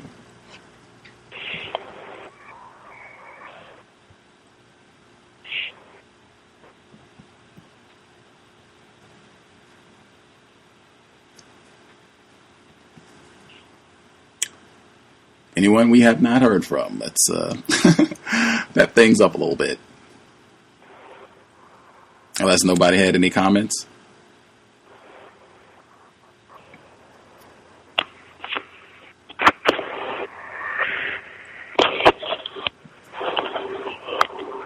Not sure what to make of that. I am getting some background noise. Not sure what to. I don't know if folks are muted or if they just had nothing to say about the second audio segment. In the meantime, the section, there were so many interesting different portions. The pregnancy at the beginning. Actually, I'll just go ahead and skip down because I found that hilarious. Number one, just in general, that under the system of white supremacy, that we would rejoice in black bashing, right? That's important. But then these conversations, I feel like I've heard this so many times. Were, number one, about the finances. I kept thinking of Kanye West, right? Like he's upset because he can't go and do his buying or fashion or whatever it is he's trying to do. But that's what I kept thinking, where he keeps saying it's class, it's money, it's not racism. Like racism is very cyclical. You see a lot of the same things produced because it works. So you just end up seeing a lot of the same things and promoting any sort of confusion so that people are not thinking that the problem is white people and the system of white supremacy, like anything to get away from that. But some of these conversations that she was having, I guess, with this guy who worked Johnson Publications, Ebony Magazine, importance of black journalism, Ebony had and continues to have a lot of pieces that dealt directly with racism. I would say Johnson Publications on the whole, at this particular period, they did have a lot of great content that was about racism that was very, very Emmett Till, Jet Magazine, that's also Johnson Publications. Anywho, these, I guess, dialogues where she ends cursing the guy. She curses him out and, storms off. Not that I even disagree with her points that she's making. I think she's, obviously I agree. I think she's absolutely correct. But I just think that is what this system has kind of waiting for you. Like we already know, and I mean, white people, they can say this. We already know that if you are a black person, just the way that we have conditioned and trained victims to function, you're going to be around a whole lot of confused victims. And if you decide you want to do something about racism, most likely you will probably be led astray into fussing with some of the other victims, and you won't even get around to us. Have fun. That's a lot of what they do. And it works frequently, not always. Obviously, they escalated with Assata Shakur and our previous author, Minister Malcolm X. But frequently, that is a part of what makes things easier for white people, is us focusing on in this manner and bickering and squabbling with other black people. I really think that's something that it would be in our best interest, even from an economic standpoint, in terms of how we invest our time and energy. Dr. John Henry Clark, he said that that's one thing. People were kind of asking him to reflect on his life, and he said that's one thing. You do not have, none of us, an infinite amount of time. I would be more judicious with the way I used my time and not allowing people to waste my time. I have concluded we waste a lot of time squabbling, disagreeing with other victims. VGQ, keep it moving. Let's see, I'm moving forward because that was quite a bit of those. I thought that was fabulous. I mean, wow, what a jewel. When she's talking about the conference that they set up, and they want, number one, STEM, gotta have black people doing math, science, engineering. Very, very important to have we need black doctors, period. We need black doctors, very much. There was just a great piece talking about that would be one thing that could help fight against racism, produce more black doctors. At any rate, but to white people to set up this conference, and this again would impugn the lie that white people are ignorant about racism. We will say, okay, and we write the law, right, that says you don't have to hire, you just have to make an effort to hire black people, right? He says the law doesn't say you have to hire anybody. The law says you only gotta look. So we will make it look like we are trying to hire black people. And of course, they're niggers. Of course they're not qualified. They got nonsense. I think Mr. Fuller calls it, we will give you a degree in the field of scattered activities, and then we will go out and do all of the real work of brain work of this system. But I thought that was just wow. And the way that he kind of laid all of this out for her and realizing the depth of the deception. I thought that was really important too, where she was talking about the lies, even though it was in reference to her own deception to get this job, and where she had to be bonded. And her background check, they ended up confirming her lies. That's I think karma. I'm surprised she didn't have commentary on that, just about how bogus all of that is. I think I've heard that quite a few times on the program. I will pause since we have about 10 minutes left. All the other hands that I'm seeing, did folks, you all had nothing to say about the second audio clip? Yes, sir. Go ahead, caller in Florida. Yes, sir. It appeared that she was turning the corner, having an interest to develop a better understanding of the world. She was, in my opinion, constructively influenced by a non-white black male. I think it's the one that she identified as the one from Africa. One of Mr. Fuller's meanings for respect is the failure to not lie on yourself. I believe that's the way he constructed it. And basically that's what I heard through the last reading, when she was saying things and she knew that she didn't know the meaning to some of the things that she was saying.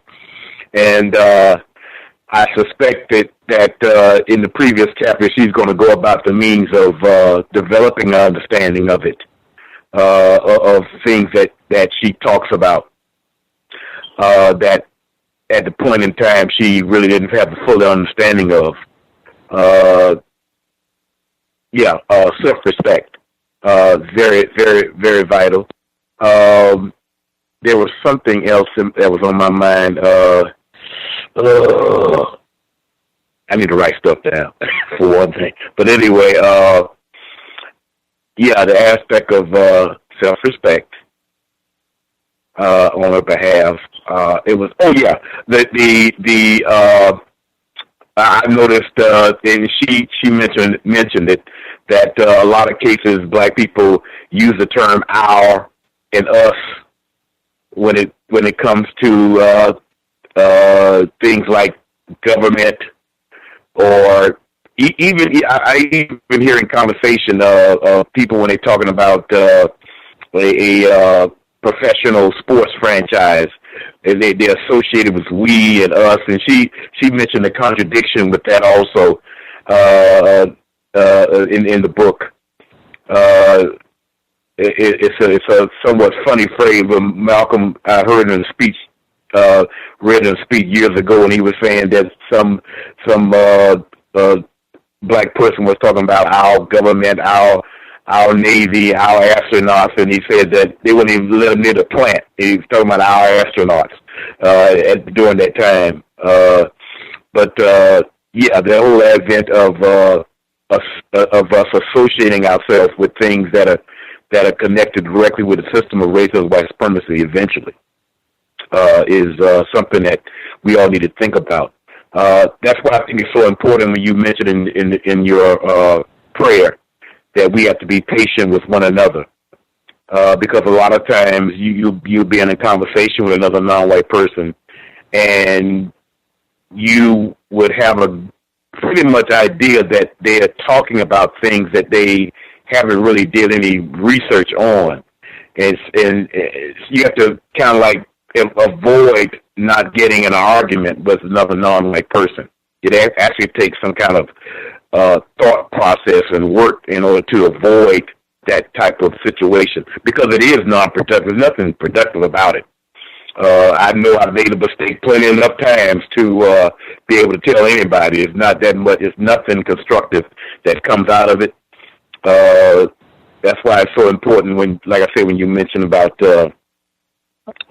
that we need to be patient with ourselves and patient with other non-white black people. That's all I had to say. Thank you.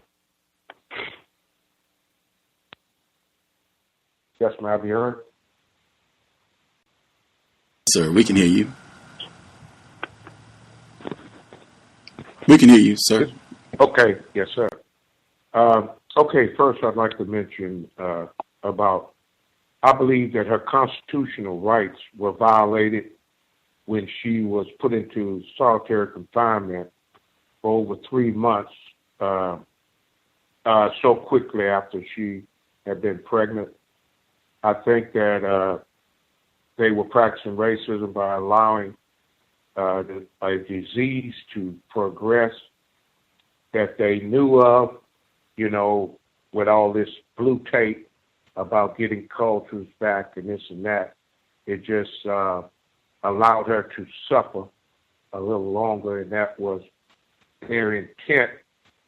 I think she was brilliant in her strategies to get Dr. Garrett as the attending physician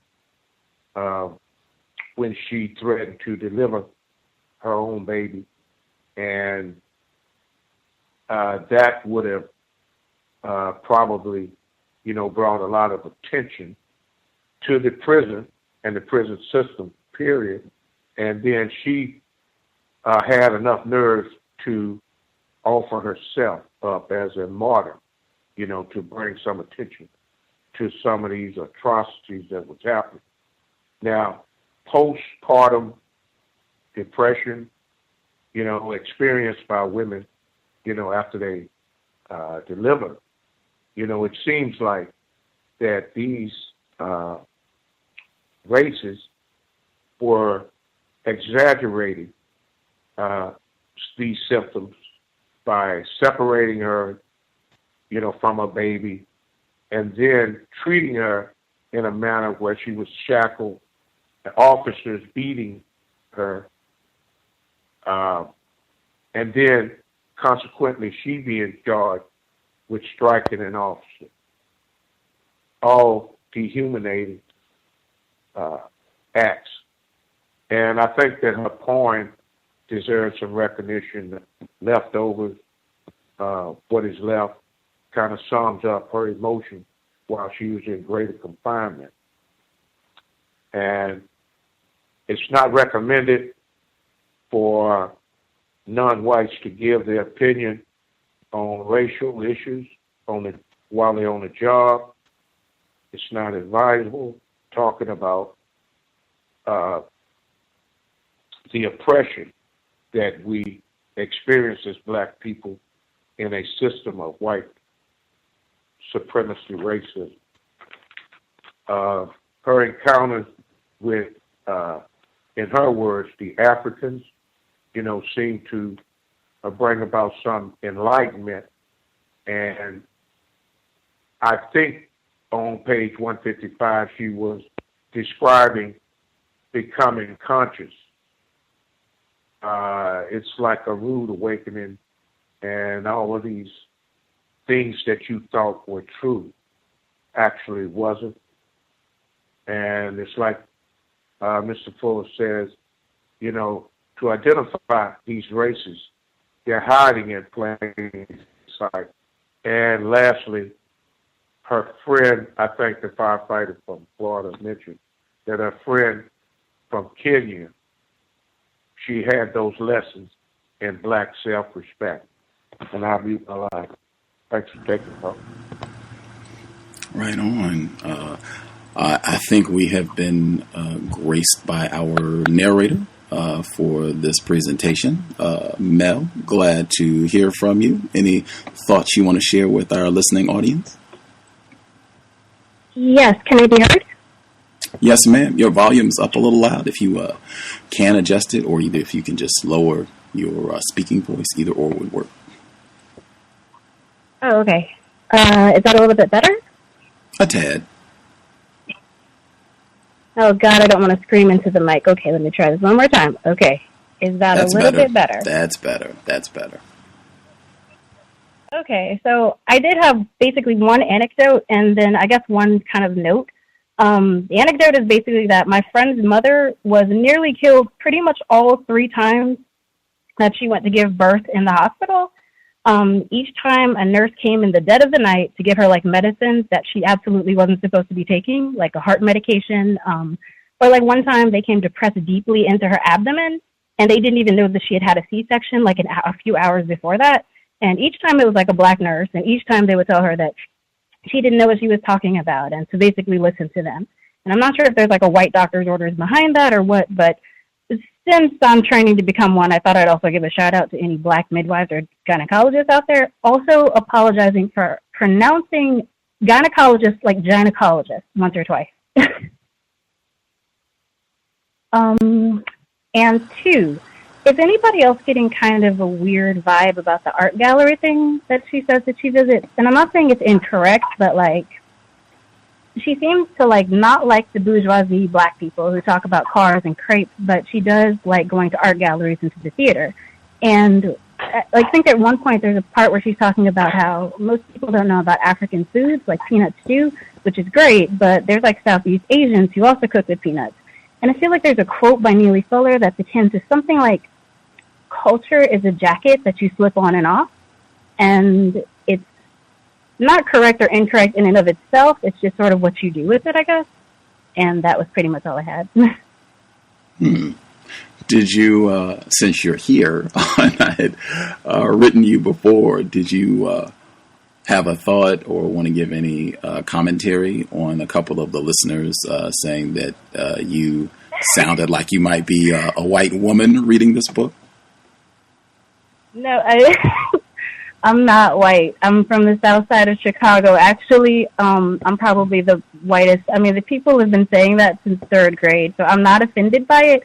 And I actually think it's very correct for everyone to possibly suspect that. But so it eases everybody. I mean, I can name streets like Stony Island, Cottage Grove. I mean, I'm definitely a south side of Chicago, people get shot around my neighborhood type person. So, who is black? Who is absolutely black?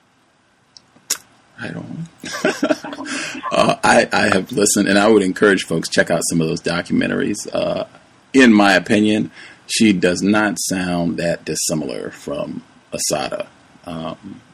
Folks definitely, come to your own conclusion. But glad we got that addressed. But to your earlier point about the possible contradiction in her criticisms of quote unquote bourgeois Negroes. But she's going to the art gallery, and her enjoyment of, she named a lot of dead white poets, like that. Sylvia Plath does not strike me as black liberation reading. Maybe I'm in error, but I thought that was an interesting, observation. I don't know if folks have thoughts about that before we wrap. Any thoughts on that? Can I be heard? I can hear both of you. Go ahead first. Go ahead, sir. No, you go ahead. Actually, I wanted to ask the reader a question because I heard her pronounce Nassau in a way that I never heard before. Anybody remember that? It was in conversation. It was in conversation when Ms. Shakur was in conversation with others, and they was mentioning about the islands, and she mentioned Jamaica and several others, and pronounced Nassau in a way I never heard before. Oh. Anyway, I guess nobody else heard that. I heard it. Yeah. Okay. I forgotten how she pronounced it, but I knew she was talking about Nassau. I'm from South Florida. I mean, there's people from the Bahamas around me all the time. In my opinion, the great actor Sidney Poitier is from Nassau. Well, he's Bahamian, put it that way. According to what I've read, he was born in Miami, but he's Bahamian. But I was just curious about that. I was just curious about that. Can I still be heard? Yes, ma'am. I can hear you. Yes, ma'am. Oh, okay. I am truly sorry about the pronunciations, and now it seems not only gynecologist, but Nassau I messed up. which I've never actually even heard of that island before. For the most part, I did try to do a little bit of research into the pronunciation of a lot of the words, of many of which I'm not familiar with, but I'll try to do better about that next week, because that's just finding the name of the island wasn't as difficult as, for instance, finding the pronunciation of some of the African names that are used. So I'll definitely try to do better about that next week. And I accidentally pronounced it Nassau. I'm so sorry. No worries. I thought you've been doing an excellent job. I just thought I've never heard it like that. I didn't know it was right or wrong. I was just, I'm used to hearing it as Nassau, and I was saying to myself, well, maybe I'm learning something from a new way of saying it. But yeah, you've been doing an excellent job. Excellent job.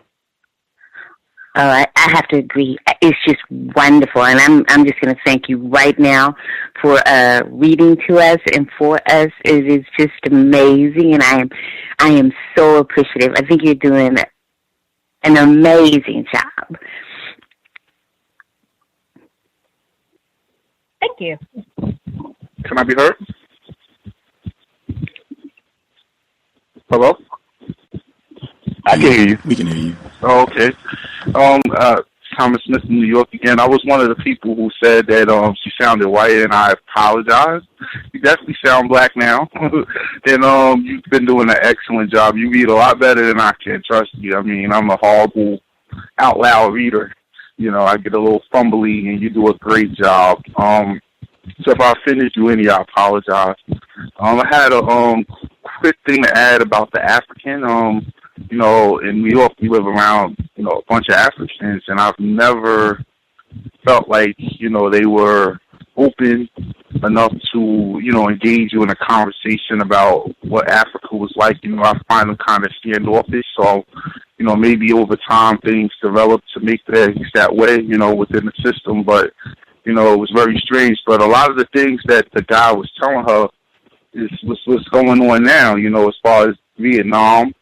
It was a French colony, and they were losing it, and the United States went in there. But if you look in the news now, Vietnam is taking over a lot of the bids to build the iPhones and things of that nature, the laptops and things. Like they're in a serious competition with China, and under constant threat of China invading them, for this reason or that reason. And the United States, of course, is there, sort of like a North Korea, South Korea type situation on that border there.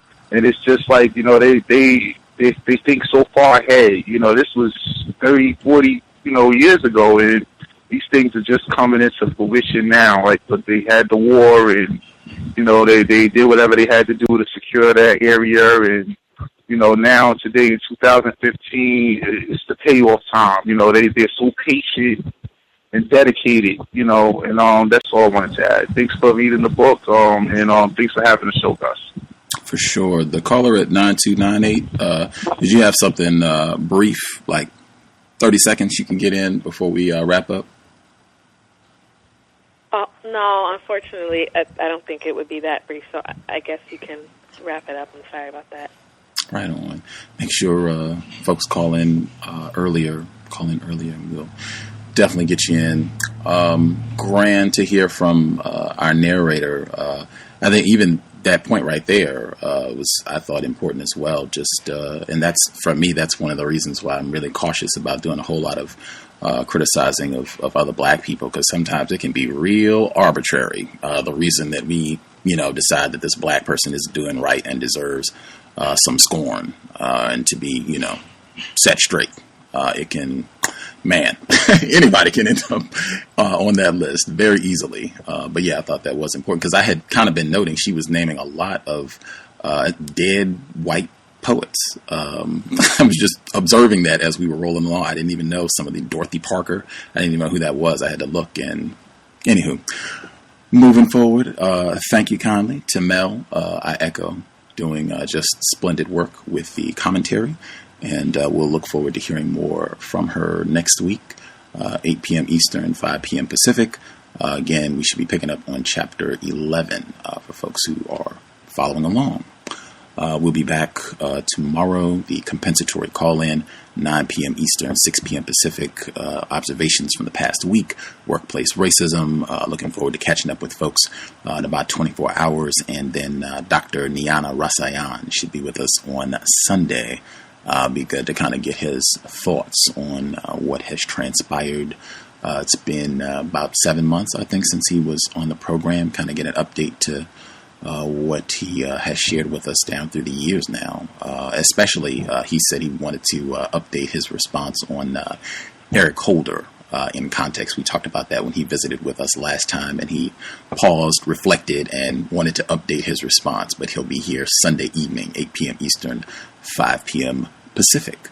If you get confused, lost, have questions, feel free, drop an email, untiljustice@gmail.com. If you can't find something in the archives or whatever your need, untiljustice@gmail.com. Again, thanks to our narrator. Thanks to all of our listeners. Great to hear from everyone. And we'll speak soon. I will echo, especially, it was beautiful this whole week. I think it was 80 degrees for the first time. I know folks are going out and enjoying the vitamin D. Be codified while you are frolicking, specifically with the alcohol and any intoxicants. It still would be best under white supremacy to remain sober. If you can't do sober, at least be as codified as possible. With that, we will wrap things up. Creator, we ask that you help us remain patient with other black people. We ask that you help us remain patient with ourselves. Remind us to demonstrate the highest levels of black self-respect at all times, in all places, each and every time we are in contact with another black person. It has been time. Replace white supremacy with justice as soon as possible. Context of White Supremacy, signing out. Nigga, you so brainwashed. I'm a victim, brother. Problem. You're a victim. I'm a victim of 400 years of conditioning. Shut up. The man has programmed my conditioning. Even my conditioning has been conditioned.